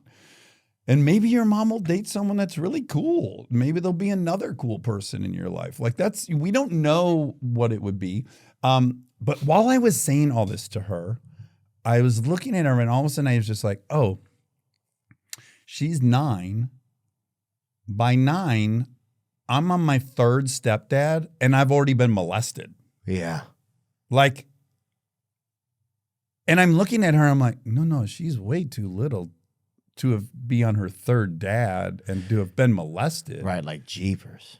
You have like a compassion for yourself, because I think in my mind, I'm always older than I really was, or Yeah. I felt with it, or I knew the score. You felt responsible. Yes. And Yeah. and in many ways I was. Right. And then again, I'm palling around with my brother who's 5 years older than me. So I was always a little bit 5 years ahead. But I look at this little girl and I think, oh yeah, that's way too many things to have happened to a 9-year-old. Wow. Right. Yeah, that's kind of interesting. I think I probably need to get to that place in my life. I would like to. Yeah, I'm definitely like, I'm tired of kind of living in the same place sometimes, So I'm just working on some of that stuff with my sponsor. What's It's the longest you've been with a girl? a girl, probably 3 years maybe. Uh-huh. So pretty long, I feel like. Yeah. And so, yeah, it'll happen. And then also I fell in love with my work, That's one thing I really fell in love with. Like, Yeah. I love to work. I love to work. It's like a safe thing that I know, like, How many days a year are you touring, doing stand-up? I don't know, maybe 100 and maybe 100 shows a year. 100. And then you're where, in Nashville the rest of the time? Yeah, or Nashville or on. Do you know I'm building a house in Nashville? Hey, you told me that. Yeah. Over So text, we're going to that's be crazy. like best friends in Tennessee. Wow. This is so exciting. Maybe we should meet up in our tour buses, like at I have a to Waffle rent- House or something. Yeah, dude, that'd be cool. What made you guys choose Nashville? Well, it started with, like, I grew up around a bazillion lakes. Where I'm from in Michigan, it's just lakes everywhere. Oh, so it's rural Michigan. Yeah, so I'm Charlevoix? I was Charlevoix is so beautiful. No, not Is that it? far out. Oh my God, have you been there? Kid Rock always talks about it all the time. No, it's preposterously beautiful. Wow. Yeah. In fact, you go there and you're like, "What, this is in the USA?" Like that area of Michigan, the water's turquoise blue like the Caribbean. Wow. Like Torch Lake is like, yeah, it's so beautiful up there. And they have these Petoskey stones which are all tortoise, like turtle. They're impossibly beautiful flat stones for skipping. It's incredible. But initially I found a house I wanted to get there. I kind of wanted to live out my fantasy of growing up broke, driving by the houses on a certain lake. And I was home visiting my best friend, Aaron. And I was driving by that lake and I was like, oh shit, son, you could fucking have a house on that lake now. Like that happened. And I was like, it was weird. I was like, that happened? Was it scary though to like fall, like lean into like a newer you that like has like money and all of that and opportunity and stuff like that? Sometimes I think I feel a little bit like, yeah, like it's just like, it doesn't fit well, or yeah, I think sometimes I feel like it doesn't fit well. Sometimes I feel like, yeah, I've talked about this before, but it's like I don't want to put. It's like I kind of like where I am. Yeah, but is it that, or is it that you're afraid? I'm afraid what people will think of me. Yes. So I have that too. Like That's I'm from a very blue collar, half the town was on welfare. There's a fight in school 3 or 4 times a day. You know, violent, drunk, blue collar place. It's the last suburb out like of a Detroit. Union, kinda. What's that? Like a union? Yes. Everyone's parents were in the UAW where I grew up. But it's the last suburb out of Detroit before it turns to just cornfields. So it's like if you went east, it got like more and more built up. But if you went west of where I was from, it was just pastures. The kids got on my bus with horse shit all over their boots from shoveling shit. So was it like hill. It was Muir. Is that near? I went to Muir Junior High. No, you didn't. Yes. MUIR. What? MUIR. Yeah. Yeah. Why do you know Muir? Billy Strings was just on here, and he grew up in Muir. He's an amazing guitarist. I just watched, you posted a clip like a few days ago of it. Yeah. Yeah, and he was talking about shitting on a heated seat at the Sunset Tower. Yeah. Yeah, so same. So I have the same thing, which is like, interesting. I hated rich people. Yeah. I grew up, I hated rich people. They were the enemy, right? I still hate them. Yeah, I know. That's hard to come to peace with for me, which is like, at what point are you just a fraud? Because you're a rich dude now. Yeah. And I can't identify with that because I hated rich people. They were the enemy. They were the people that made you feel shitty and that looked down on you. Yeah, well, we had a veterinarian dude, and he, like, our street, like, was like, people would go from like town and they would cut through our neighborhood to go to like kind of like the nicer area where people lived at. Yeah. And he was like a veterinarian, and he would throw out like the dead animal stuff in our ditch all the time. Oh, wow. And like, yeah, he would literally stop a fucking black Mercedes. Drop off 6 or 7 cats. Oh, he's just dropping off a bunch of fucking Bichon carcasses and just hitting the road up there to Richville. And we would all get out there and yell and call him queer or and whatever. Then fry up the food. Totally. Then thank him and thank Jesus for the meal. No, we would throw like the bones Lord, at each other. We would make like dinosaurs out of the bones and hide them and shit and fucking. But I think something like that. Yeah, there was. Well, the rich were always an enemy. You know. Yeah. And you always had to have an enemy. You know. So I think there's still good enemies to find out there, and maybe they're not all rich. Maybe it's just more about like greed or like. Well, the thing that I'm entertaining is like, yeah, that's gonna happen. People who are my people are gonna hate me because I'm rich. What can I do about that? Like that's their thing, just like it was my thing, and to pretend I'm something other than I'm not feels like an even bigger contradiction or hypocrisy. Yeah. Right? Like I gotta be realistic. I still feel very comfortable in the shit, though. Most comfortable. Yeah. And so I think if you met me, whatever you thought or you were mad about, I don't think you would feel that way. Yeah. Because I'm not above anyone. I got some paper and I fucking love it and I want to keep it. And yeah. That's all I wanted. I fucking been working so hard to get that fucking paper. I didn't want to be a rich guy, but I wanted the paper more than anyone else I ever met. Oh, that's in my interesting. Life. So yeah, and I think also being rich can be like an attitude too. I think that's a lot of it. It's like there was something about the attitude of it. Nepotism, shit like that, I don't like. I didn't like. that's some of the shit I don't know. I still have a chip on my shoulder about like the kind of East Coast blue bloody, these schools, the dress. But dude, I went to vacation this year with my kids in Martha's Vineyard. Right. So yeah. And I'm like, well, what are we going to do here? How are we going to play this? We're going to act like you can't be there and act like you don't go there. And my wife was like, why do you want to go to Martha's Vineyard? And I'm like, those Kennedys could go anywhere. Yeah. Like the Kennedys were the gangsters of all gangsters. They could go anywhere. If they went there and set up shop, there has to be something there. Oh, I see what you're saying. Like There I must got to be something see really why special about it. the people that could have done anything landed there. Oh, that's interesting. I was like curious, and I went there. I was like, "Oh yeah, no shit, people here is fucking incredible." Is it nice? Yes. Wow. And again, this is what I tell myself. What's nice about it is like, hey, it's just fucking gorgeous. Have you been to right? Daytona Beach? A million times. That's where we go for our, winter break. My mom would drive us in a van, and we would so sleep in the nice. van down at Daytona. Yeah, I hadn't been there before. It blew my mind. But a different vibe than Martha's Vineyard. Yeah. I Yeah. can imagine that. Did you go to Ron John down in Cocoa Beach? Ron John's surf shop? Yeah, I've been over there, dude. Yeah. Yeah, I've been This is all over about getting the there. Ron John shirt when I was a kid. Yeah, that was the best. The sand is so hard packed in Daytona that my brother and I remember going there. This is what always happened. We would drive down in a van, the four of us. We'd sleep in the van, and it would always be the shittiest weather that Florida had the whole year. Oh, We'd be leaving Michigan in the snow, and then we would get there all excited, and then it would be like 49. So one day we were there. It was raining. It was cold as hell, but the sand was so hard packed that my brother and I were on our skateboards, and we had like windbreakers. And the wind just pushed us down the beach on our skateboards, like flying. One of my greatest memories of my whole life. That's such a good feeling, dude. Yeah. Dude, do you skateboard on the beach? I don't even know how you would do it. Oh, on the boardwalk. No, on the sand. Oh, wow. I know people listening would probably not believe this, but Yeah, like if I don't believe it. everyone drives on it, so it's just like really packed down, and then if it rains, it was just like being on concrete. Damn. Yeah. Oh, what a moment. Yeah, what's Martha's Vineyards like? Like, I think of it as like there's ducks, kind of. There are ducks. You're gonna find all variety of waterfowl there. Yeah. And there's a lot of. But I'll tell you the thing that I'll say. They do have a restriction on how big of a house you can build there. Mhm. So like this place versus the Miami. Hamptons. Right. So the Hamptons attracts billionaires.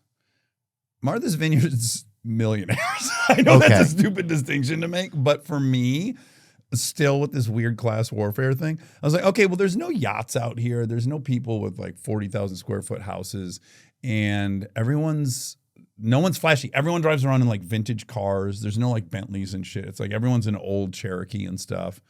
You got Michelle and They live there? Barry.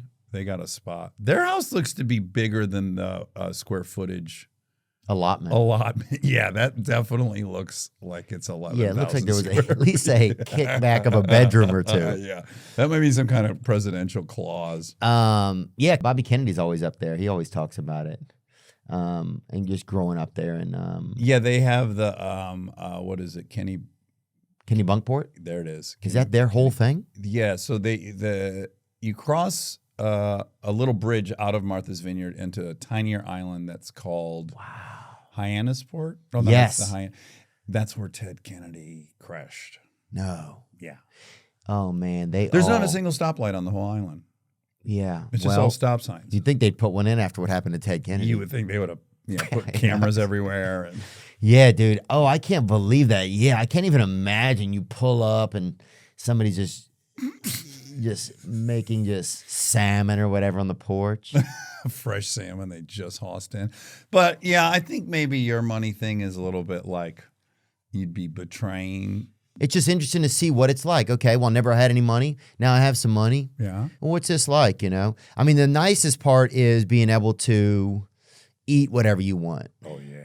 That's the best, dude. And you go to For a me- restaurant and you know that you can pay the tab if your friends want to eat. Yeah, there's three things that will make me feel rich. Because I was in LA for 10 years trying to get a job acting and couldn't. So I was living on $8,000 a year for like a decade in Santa Monica. So like I could never order pizza. I wanted pizza so fucking bad. I could just barely stay drunk on my budget. And then I had to really be entertaining to the dudes who had Coke. But where was I going with that? 8,000. Oh, so now when I order pizza, I'm like, yeah, 4. My wife's like, we need 1. I'm like, we'll get 4. We'll get 4. And I feel so rich that I can order any fucking amount of pizzas I want. The other thing is I go to the gas station and I'm not even sure what it is a gallon. And I love that feeling. I used to fill up my fucking Honda Civic like halfway. Yeah. And if it was 10 cents more, I was stressed. Yeah. So just getting gas, I feel like a bazillionaire. Yeah. And then the other thing is a second fridge with beverages in it. That's what like kids I grew up with that were rich. They had another fridge in their garage with all kinds of beverages. So like those 3 things have me feeling like a Rockefeller.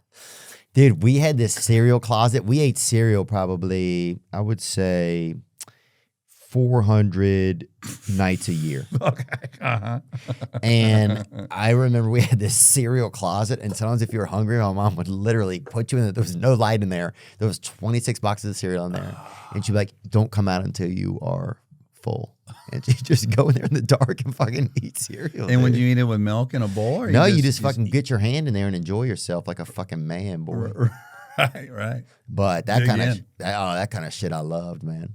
They just said, I just saw something the other day about the endless shrimp they were having. People ruined it. Oh, how? They were losing money. Oh. Yeah. Red Lobster. Oh, yeah, here it is. Endless shrimp is financially ruining Red Lobster. I lived for a fucking endless anything when I was broke.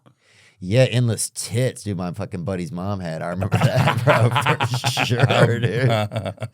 Oh, she had those. Yeah, you had to get up early and feed those tits. Those things had milk in them, you know. Lobster. In an earnings report in early November, Ludovic Regis. Oh my God, they lost $11 million giving shrimp out. Let me see. I think like every company in the world is now operating like a startup. Was like they think it's a good idea to just be hemorrhaging money the whole time and just grow. They're like, fuck it, we'll worry about this later. We need more Red Lobsters on every corner. The Thai Union Group, which owns Red Lobster, announced that its ultimate endless shrimp deal, which is normally a limited time offer but was added to the daily menu in June, was exceedingly popular. That it's so popular it caused the restaurant to post an operating loss of more than $11 million. How would you not, after a week, look at the books and be like, hey, the shrimp has to end? Yeah. I don't know how it took them to the end of the year. We want to keep it on the menu, the guy says. And of course, we need to be much more careful regarding what are the entry points and what is the price point we're offering. Now, for $25, guests can choose 2 shrimp-centric options. When they are ready for more, they can order additional shrimp selections. We had a place called the Big Shrimp over there. And people would go there and fucking, they had a... Oof, Cheddar Bay biscuits, though. Oh, those things are good. Those are incredible. Do you remember the first time you ate at Red Lobster? Mine's crystal clear. We had a place called the Big Shrimp. Oh, okay. And it was not a Red Lobster, and they had a huge... they had like a stuffed shrimp like mascot or whatever outside on Friday night. And people would always just drive by and just like talk shit at call him a homosexual or whatever. It was pretty sad, you know. Yeah. And they shouldn't have, but we did it. You know? So it was like, it was just that kind of shit. I try to explain to people like when I grew up, littering, not only was littering, it wasn't a thing. Littering? Like littering. Yeah. Like my mom's a good person, and we would stop if we like sometimes we would drive to Toronto. As soon as we got over the bridge in Windsor, we would stop at McDonald's because they had special Canadian bacon, and we'd get everything right. And we'd be driving in the car, and we'd like all eat, and then we'd pack the bag back up. My mom would roll the window, just shove the whole thing out, and no one ever. It was a non-thing. It was like if she spit out the window. Yes, it was. In 1982, every third car was shoving an enormous bag of fucking trash out their window, and no one thought about it. Like my mom's not a heathen. Yeah, no, she would never do that now. Yeah. I would never do that now. But yeah, you just every time you were done with something in your car, you'd be like right out the window. Didn't care. Cigarettes, the whole nine. It was so liberating. I miss it. Yeah. Oh, there was definitely something. There was definitely something nice about back then. Oh yeah, it was. Natural Resources and Environmental Protection Act. Causing litter. They made it illegal in Michigan in 1994. Wow. Well, there you go. 94. I'm talking about 82 going to Toronto. Oh, I'm sure the yeah. Canadians were ahead of us a little bit, but probably not till 89. This when nature was looking for a sip of orange soda. Yeah, maybe we told ourselves like the deer eat that bag and Yeah. everything. They'll eat it all right up. Yeah, that was fun, man. I remember. I remember my buddy William's dad would take us to McDonald's sometimes and getting that orange soda. Remember how good it tasted when you were a kid? Yeah, It's never tasted as good. It's still good, but it's not. Yeah. There's nothing like when you're a kid and you're drinking orange soda and having a hamburger. Do you remember the enormous? They had like these barrel coolers. Like a kid might have a birthday party and they'd get the McDonald's barrel cooler with the orange soda in it. No, I never saw that. Oh yeah, I went to a couple birthday parties that had that, just like a keg of orange soda. Oh, Is it even soda? It's an orange drink. it's orange something, yeah. Oh, there it is. You don't recognize Wow, that? I never saw that. By the way, that'd be a cool retro thing to have at the house. That'd be so sick, man. I might add that to the list of a extra fridge with drinks and then a McDonald's barrel. I remember getting, my mom would always be like, you guys should study the menu and make sure you get like the best thing or whatever. And we're like, what the fuck are you talking about? Like, we're at fucking McDonald's. You know, like, that would have been a McDLT when I was a kid. she always tried to make it so fancy or whatever. And afterwards, sometimes we would go to get a dessert somewhere else at this cookie shop. And they had like regular cookies that were kind of for kids. And they had a couple of cookies that were like for adults, like maybe like eclair, but just like fancy looking cookies. Cannoli? Yeah, just shit like that was not for kids. Right. And every now and then you would get one and you would just, biscuit or whatever that's, biscotti. Biscotti. The perfect trap. It looks like it's good. You get it and it's fucking horrible. It's and you sandy. hate yourself for the rest of the day. You Oh yeah, hate- that is terrible. I was thinking of something else for a second. Every time I got a biscotti, I just wanted to fucking climb inside of my own dick, man. I hated biscotti. Yeah, and the I still hate it. second you put it in your mouth, Oh, you're you know completely you're wrong. parched. And you have It's just like a sponge. And And you have to pretend it's good to your siblings and they're enjoying their all right, they're shit. fancy. Yes, they're enjoying their legitimate cookie. Back to the money though. Yeah. Did you covet it, or was it something you never were that obsessed with? No, I think obviously I think everybody you want to have some success. you There's know? varying levels though. Like I've met kids that grew up in the same way I did, and they're not obsessed with it. I don't know how. My wife has zero interest in money. Yeah. None. She doesn't think about it, could care less. I can't relate to that at all. But it's not like she grew up rich. She's from Michigan too. It's not like, I don't like being taken advantage of, so I do like to do business, I guess, as well as I can. right. You know, so that kind of thing. You know, but I guess my thing is just like, well, if I have some money, then what am I supposed to do with it? Well, you're supposed to save it so you're safe. Right. So that when you can't do this anymore and they knock on the door and go, this was a big mistake. We should have never been letting you do this. Which they probably will soon. Do you live with that fear? I do. Like I record in the attic of my house and I'm just always For like, Armchair, you do? Yeah, yeah. Wow, that's cool. There's a garage that's like separate and then above it is a little attic. It's like 105 years old. And I'm always waiting to hear like, hey, we're so sorry, but you didn't really think you could have something this good and successful, Yeah. right? There's like, you don't deserve this, right? And I'd be like, yeah, I guess you're right. I think that sounds right. Yeah, there was some bad paperwork or whatever. I had the first house. Oh yeah, that's a picture of the attic. Why am I so close? Oh, that's like the maybe first episode. Yeah. I'm sitting way too close to Ashton. I don't even have a lazy boy up there yet, but that's the attic. Oh, that was Ashton Kim on y'all's podcast? Or there's Pete Wentz. See, now I've got, but also Pete I was Wentz so is from the close. music. Fall Out Boy. Yeah. But now we got lazy boys and we're pretty separated. Do you still want to do acting and stuff? Do you like you've been in some cool movies with Josh Duhamel. He's a buddy of mine. Oh, he is? That makes sense. Yeah, he's a neat guy. Yeah, I love him. He's a very for real person. Yeah. Yeah. He's a special dude. Yeah. He's almost afflicted with being so handsome. It's maddening. I did a movie. I met him because we all did a movie together when in Rome. Yeah. He's playing my wife's love interest, and I was playing an underwear model.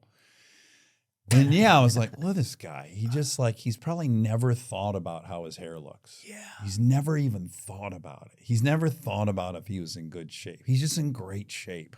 Yeah. It looks so effortless. I'm always You know, a lot of people look like it looks very self-conscious when they look good. Yeah. Or they put some effort into it. It's like this guy's trying to not look great and it's not possible. Yeah. Yeah. He's the real deal. Yeah. And he's a big boy. Look at him. He's big What guy. is he? What is he? 6'4" maybe? 670 or something. 675. He And look at those streaks of gray. My God. bro. He's almost I have some friends that are good looking and they're like, no, but Josh is almost afflicted with it. He's like almost afraid to show his face. He's trying to downplay it. Yeah, He's so dude. modest about it. All I would do is walk up and down the street and then All day. see if girls turned and looked at me. That's all I would do. I couldn't be trusted with that level of handsomeness for sure. I did enough wreckage not looking like that. But then you wonder, because I have a couple friends that are so fucking good looking and they've always been so good looking and girls have always liked them and they're not. They seem a little disinterested. in being in women. Yeah. Not like Well, I they're think if gay, you're- just they're like, it's a kind of a given. Like for you and I, we see someone, we're like, oh, that girl would never like me. I'm going to make her laugh and I'm going to put on a show and I'm going to do this and I'm going to go dance and I'm going to do all this. And like there's, maybe I could get in there. Yeah. It's like a huge challenge. Yeah, I'm gonna learn And then- French. I remember all that shit. Yeah. And then an enormous reward if you get it. But I think they look and they're like, yeah, that gal would like me. Of course she would. Every girl so far has liked me. So there's no Imagine challenge. being undefeated with women. That'd be crazy. The craziest also, if you're so good looking, if you want to see something good looking, just look in the mirror. Like, Yes. why get a whole nother person? Why involve? Yes, totally. Why inconvenience yourself? Yeah, that's Just hold up a crazy. fucking mirror in bed. Dude, that's exactly. Do you remember being a kid and your hair would look good? Like I had I all was these so colics. self-conscious. Yes, me too. I hated how I was so looked. self-conscious. We looked at that picture of me. The colics are everywhere, right? So once in a blue moon, my hair would feather correctly. Yeah. And I would just look and I'd be like, fuck, I'd give anything if my hair would stay like this forever. Like I remember trying to make deals with God. Like this is fine. Like if this is the hair, I have to just keep it like this forever. I don't ever need to change it. We got this. We yeah. finally got the feather looks right. And it was, it was a If a girl, daily. I was so ashamed. I think I just had no self-confidence. If a girl looked at me, I literally couldn't fucking handle it. You couldn't. I had to be like, I must look fucking horrible. I spent as much time as I could, like going into the bathroom, making sure I looked at least decent. And I had the worst acne, and the acne, the kind where if you smiled, Some would pop. yeah, like. So then you're just sitting there like this, You like, you sneeze and fucking. oh, this is hilarious. Oh was- man. Fuck, bro, it's so That's dumb. such a bummer. I had pimples. I had a good amount, but I didn't have I don't think you'd call it like acne. Oh, I had the kind that were like so Cystic? They were like in your bones or You had to something. go Like, see a surgeon. what the fuck? They had metastasized into your bones. Oh, and they gave you all they had your was back hurt. Oh, They were yeah. so severe. all they had was oxy pads, right? Yes. And they burned your face. They made your whole face fucking burn, Yeah, right? and you'd scrub. Oh, you would scrub and you'd be like, tomorrow. You it's feel gonna so guilty. Like, it's got to be your fault. You got to like Yes. pain yourself. Yeah, that was it. I never thought about it. I thought it was my fault or something. Yes. And you would just scrub and you would be like, tomorrow this is going to be so much better. And It just made it way oilier and way worse. it was fucking. Then they took you to get this shit. There was this yellow, like stuff you would put on. It had this blotter, and you would From put the that on. doctor. Yes, we went to the doctor, Yeah. and it made all your skin peel off of your face. It was like an acid wash or something. So then people were like, "This guy doesn't have acne. This guy was in a fire. Yeah. This guy's a zombie. Yeah, this guy." His skin's peeling off. Oh, man. It's rough being a kid, isn't it? It was so rough. And then sometimes you'd wake up and one of your arms was a little longer, and you'd be like, "What the fuck?" or you'd see your buddy and his fucking chin would be like 7 inches longer. You're like, what the It was fuck last week. happened to Ian? That was me between 8th grade and 9th grade. So again, I had this Muir Junior High. I have my basketball physical I had to take to do 8th grade basketball.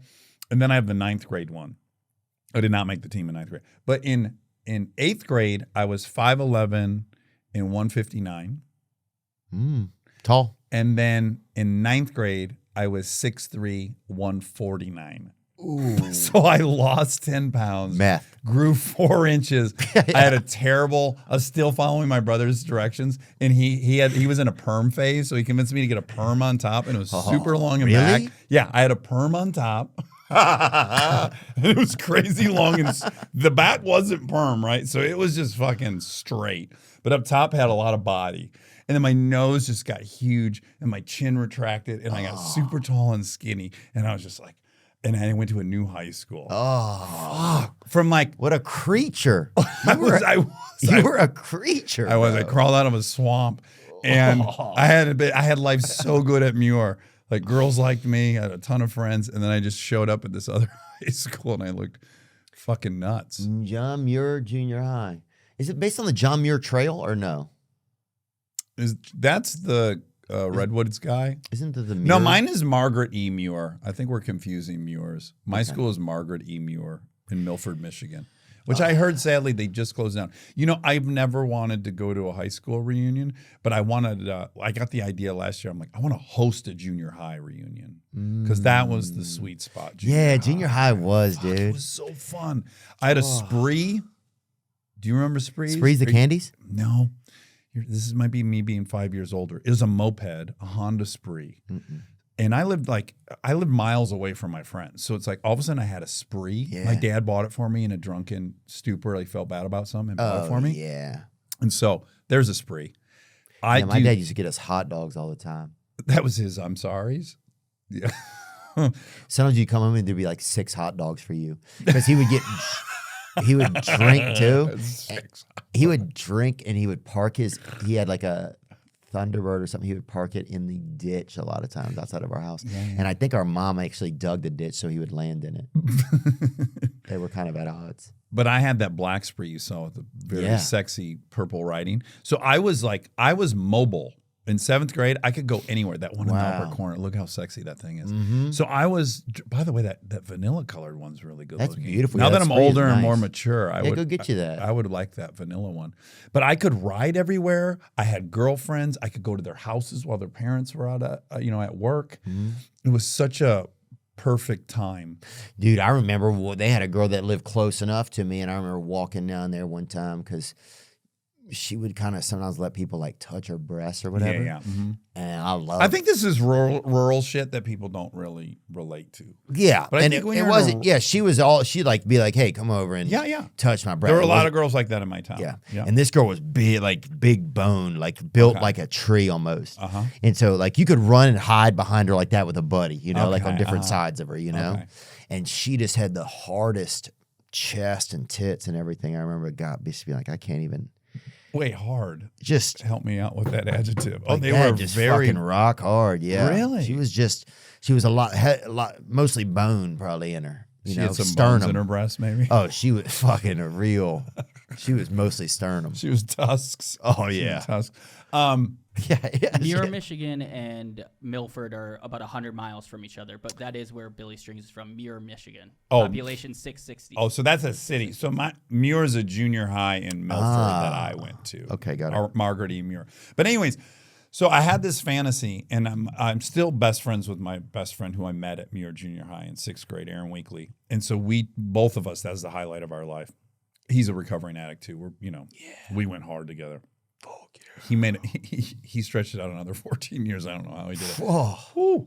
But we wanted to throw this thing, but we had to consider like certainly a lot of guys are going to want to kick our ass at this thing. Oh, the junior high thing. Yeah. From my town. Yeah. There's certainly some dudes who are not thrilled that I grew up and married Kristen Bell. Maybe they wanted to kick my ass in junior high, and a lot of dudes got enormous, and a lot of guys went to prison. Yeah, You think some people would really be upset, you think? Yeah. Yeah, I'm pretty certain of it. So then we were like, how are we going to have this thing and not have to fight? We don't want to do that, but it seems highly likely. Have you been to a high school reunion? And did any guy Yeah, I've get been to stuff pissed? like that. We did a nice dinner recently. Yeah, there is something you just don't want people to feel that you're different than them, you know? Mm-hmm. That's one of like my biggest things is just like trying to make sure that like my buddies and stuff, as much as I can, don't feel like that I think I'm different than them. And then also to try to better. Yeah, and to try to check my thoughts too. Yeah. And see what's going on with me so that I'm cognizant of that. But my have they ego is like one of my changed, like- biggest fears, you know, because it grows. You don't even know it's growing. Yeah. And next thing you know, you're just a complete asshole. Like I will be stressed out and be angry sometimes, but I don't know if I get into the ego space as much, but I get into the overwhelmed space a lot. But yeah, I think a lot of my friends from where I'm from have been pretty stoked about just podcasting, the people we get to talk to and stuff like that. Yeah, like yeah. some of the- Dude, I was thinking of you on Friday because I watched the Ric Flair doc, Oh yeah. the 30 for 30 on Ric Flair. And Yeah, I was it's like, great. oh, right. I remember you had him on. That was unbelievable. Unreal. Just being able to, spend time with a piece of your own life like that. Uh-huh. Like Michael Landon, I would love to spend time with, but he's dead. And That's your dude, Michael Landon. yeah, That's an interesting choice. I love Michael Landon, dude. We what- loved him. He was supposed to come to our town. He was supposed to come to the rodeo once, but he didn't show up or What whatever. project- My mom was all pissed because she even went down there to see him. She did. Okay. This is kind of Yeah, she went down to see him. psychological, and you want to... Well, I think he was supposed to come. What project did you fall in love with Michael Landon from? Highway to Heaven? Both at the same time. Highway to Heaven with Victor French, and then also with Victor French when he was on Little House on the Prairie. I met Nellie Olson one time at Chase What Bank. a fucking head of hair. My Oh, goodness. unbelievable. That's a mane. Yeah, I met You kind of, do you think you're subconsciously trying to have the same hair? maybe today I am a little bit. The hair is fucking... My Lord, what now- I would have done with that hair. Oh, dude, I'm not even gay, and I would have definitely kissed this dude. That guy's beautiful. Bro, that I would dude's... have done whatever he wanted to do if he let me just do this through the top of the hair. Like, what's the That price? dude's better looking than 80% of the girls I've ever dated, which is crazy. Do you enjoy podcasting more now? Like, what do you feel like for yourself? Yeah, I didn't answer your question. How free did you get when that started? Like, were you, because you started podcasting, a lot of people weren't doing it. Yeah, And- but I also felt late to it.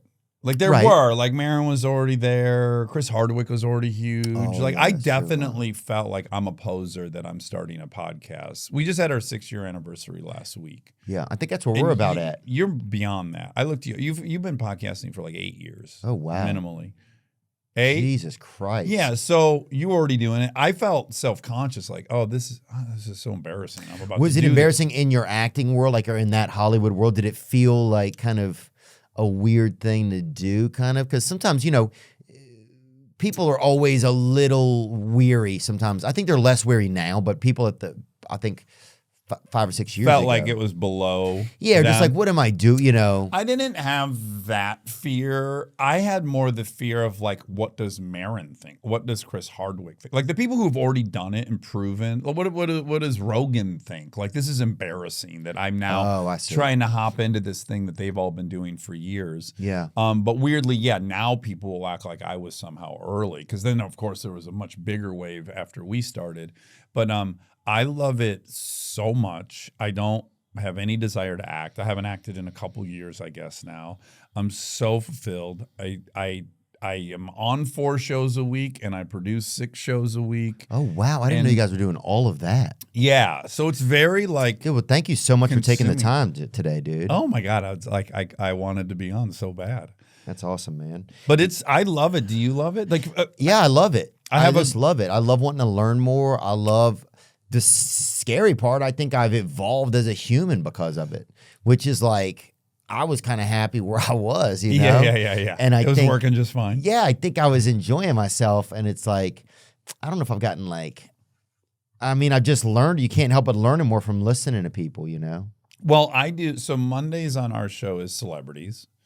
And then Thursdays is experts. So like scientists and fucking, startup people. You name it. Bill Gates has been on. Wow. Who was last? You just saw I had that, Pulitzer Prize winning author who's written this book on communication. So Thursdays is constantly someone really challenging that's super duper smart. And yeah, I feel like I'm still at college, but I don't ever have to go to class. I don't have to write an exam paper. The smartest people in the world come. Bill Gates has sat down and chatted with me, What was he like, dude? Because he gets such a rap. Like, everybody thinks he's I know. He's like this lizard, just like. Yeah, he thinks that people think he has children in his basement and he's draining he's very them of Cleveland. adrenochrome to stay young. Right. Which is so comical because I've both interviewed him a couple times, and if just look at him. It's not working. He's aging very expectedly. That's a like good if point. Bill Gates looked 36, I could see where you would have that conspiracy theory, but he looks fucking his age, Wow, yeah. right?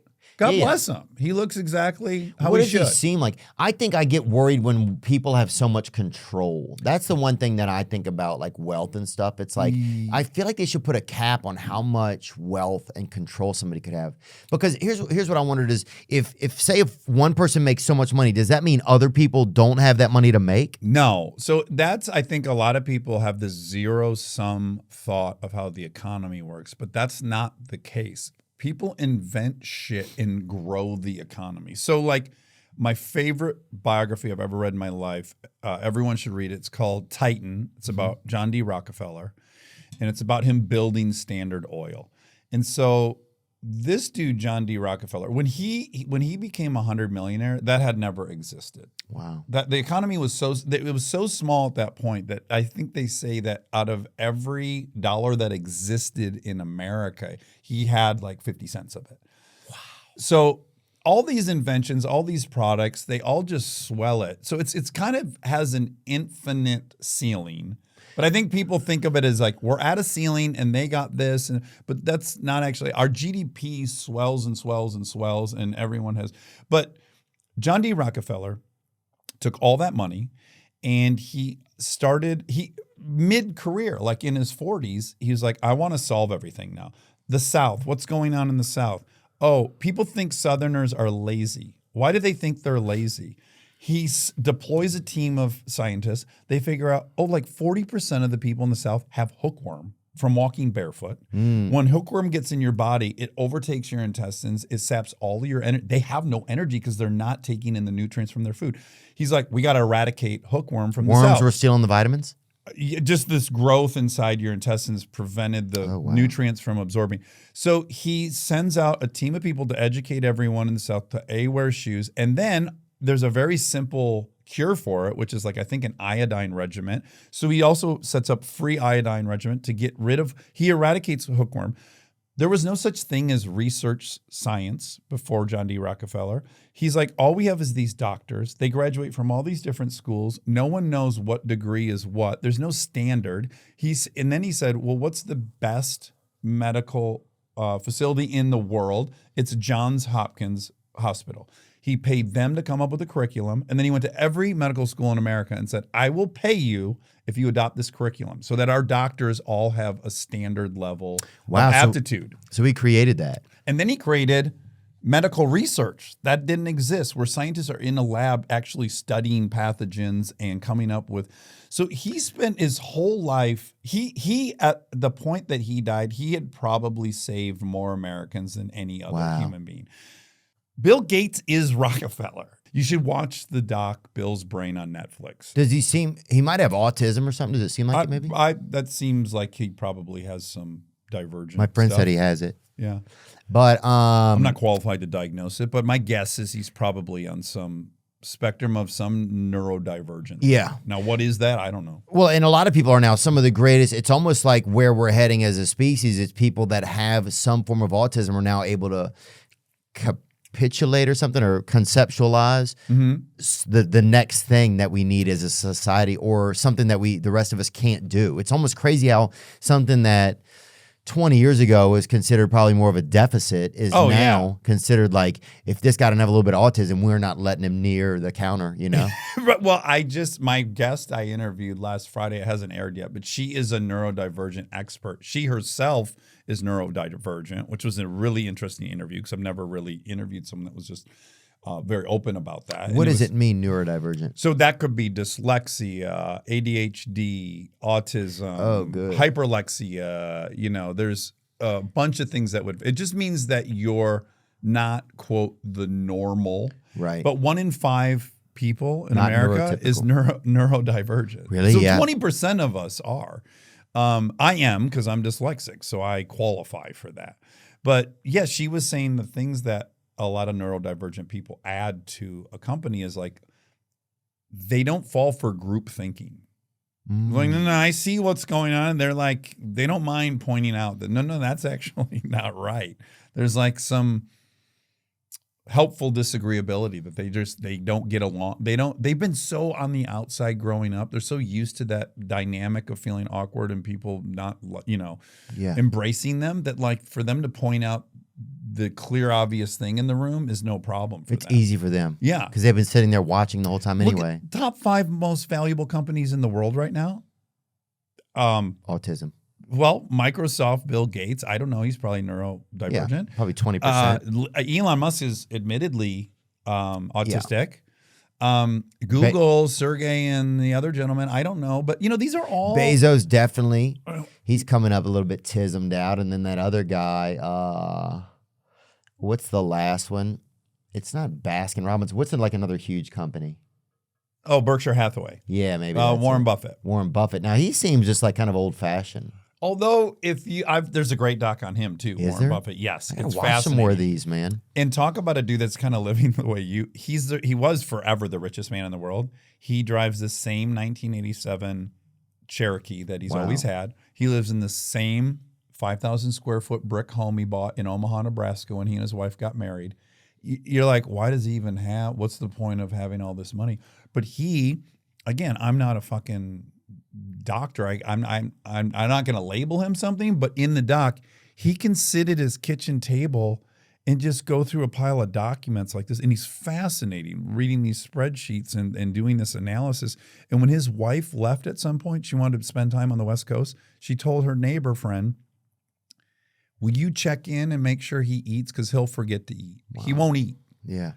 So that woman started coming over and making him dinner, and then she moved in. No way. And now they're lovers. And then the original wife, everyone was happy. The original wife died of cancer. He was with her a lot, and then he's still with this woman. And you're like, that's a cool doc. I mean, who knows what? Wow, that's interesting. I didn't know that about him. I got to do some more learning, man. Well, you have more time than you've probably ever had. Yeah. The last 18 months. Yeah. We want to get her on. You had her on, Brene Brown. Oh, yeah. I want to talk to more people that are good about thinking about like navigating like different things like grief, shame, stuff like that. I want to have some other aspects of that, Well, sometimes. Brene Brown, her like knockout punch sentence that stuck with me is guilt is I did something bad. Shame is I am something bad.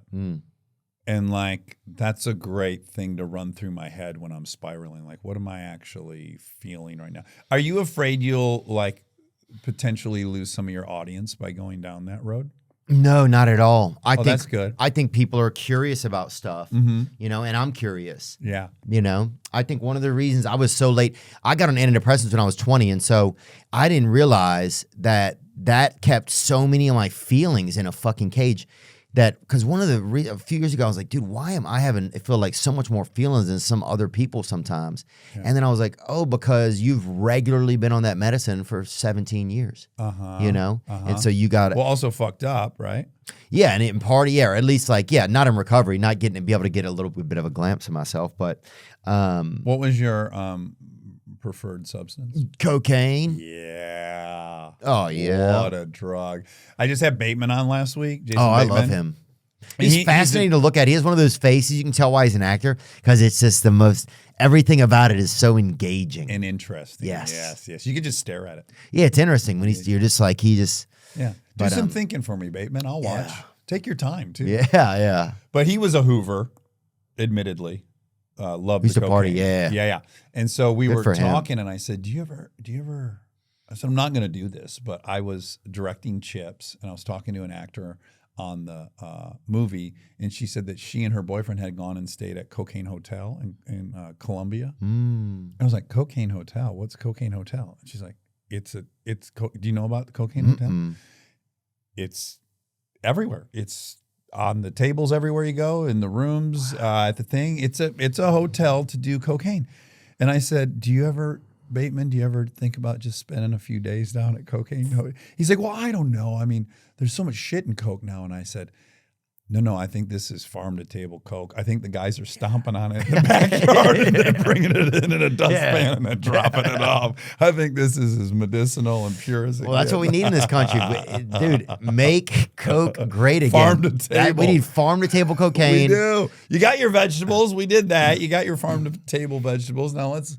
It's sad that a kid can't get some decent cocaine in this country. It really is. Yeah, you knew you were going to be huffing some baby laxative and some acetylene or whatever. You knew that, but now it's different. Dax, we'll have to catch up again sometime, man. Yeah, I would love it. I'd love to have you on ours as well. Yeah, man, I'd love to come on, dude. I appreciate that. We'll take a little break. We'll recharge. We'll get curious about each other again. Think about some things that we could. But Nashville, I don't want to have too high hopes. About Nashville? You know what they say in our program? Expectations are resentments under construction. You know that one? Yeah. That's a good one. Do you like it? Yeah, I like that. Expectations are resentments under construction. Yeah. But with that said, I'm still going to allow myself to have really huge expectations. We got to get out on a fucking boat on the lake. Dude, now that's some fun stuff. You some can do barbecuing on a fucking pontoon boat. Good fishing out there. What else is there? Cannonballs. People are so nice too. It's very nice. It's a small city. It doesn't feel like super big. What side of town do you live? Do you live by Franklin? No, I live just right on the edge of town of Nashville. There's probably Meade. 9 minutes from downtown. You don't want to tell anyone? I don't live in Belmead. No, I just live in it's called what is my neighborhood called? Oak Hill or something. Okay. There's not a real hill there, but I think there used to be, but somebody stole it or something. But it's good. I got nice neighbors and I got but the zoning there is getting a little bit weird. They're just but it's a city in progress. I love it. I love it. Yeah, I'm excited. I go down there man. and I'm like, oh yeah, people are still happy to be in this country. Yeah, and they're having fun. Yeah, and I miss that.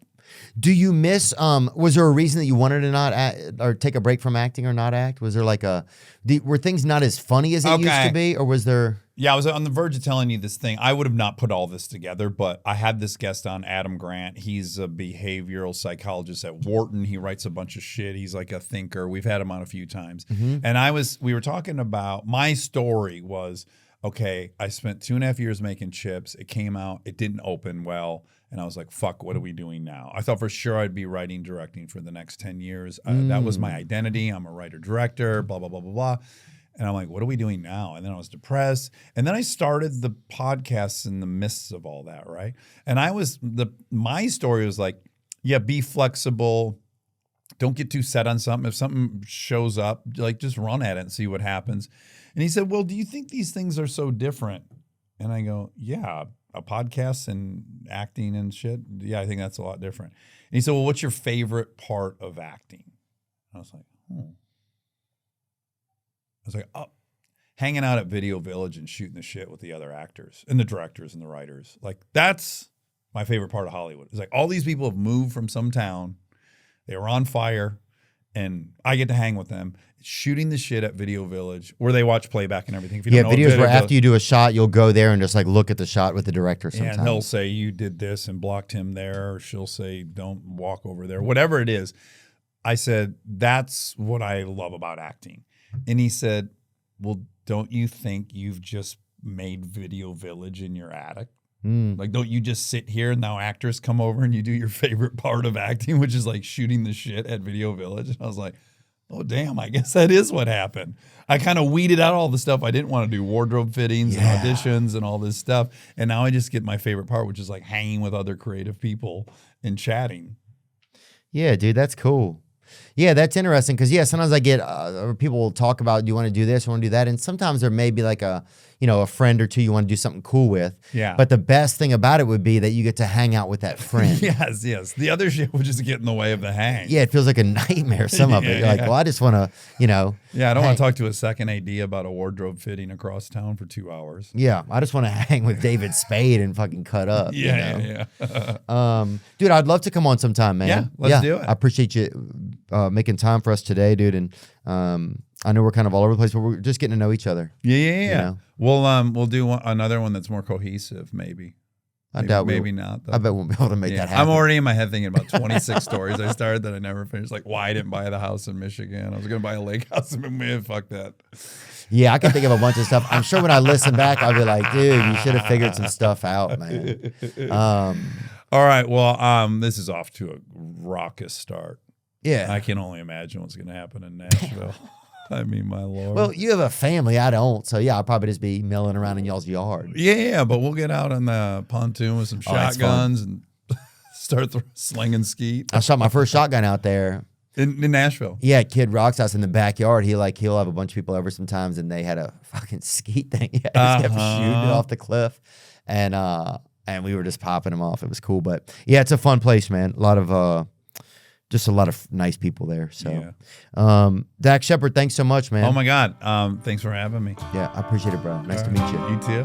Now I'm just floating on the breeze, and I feel I'm falling like these leaves. I must be cornerstone. Oh.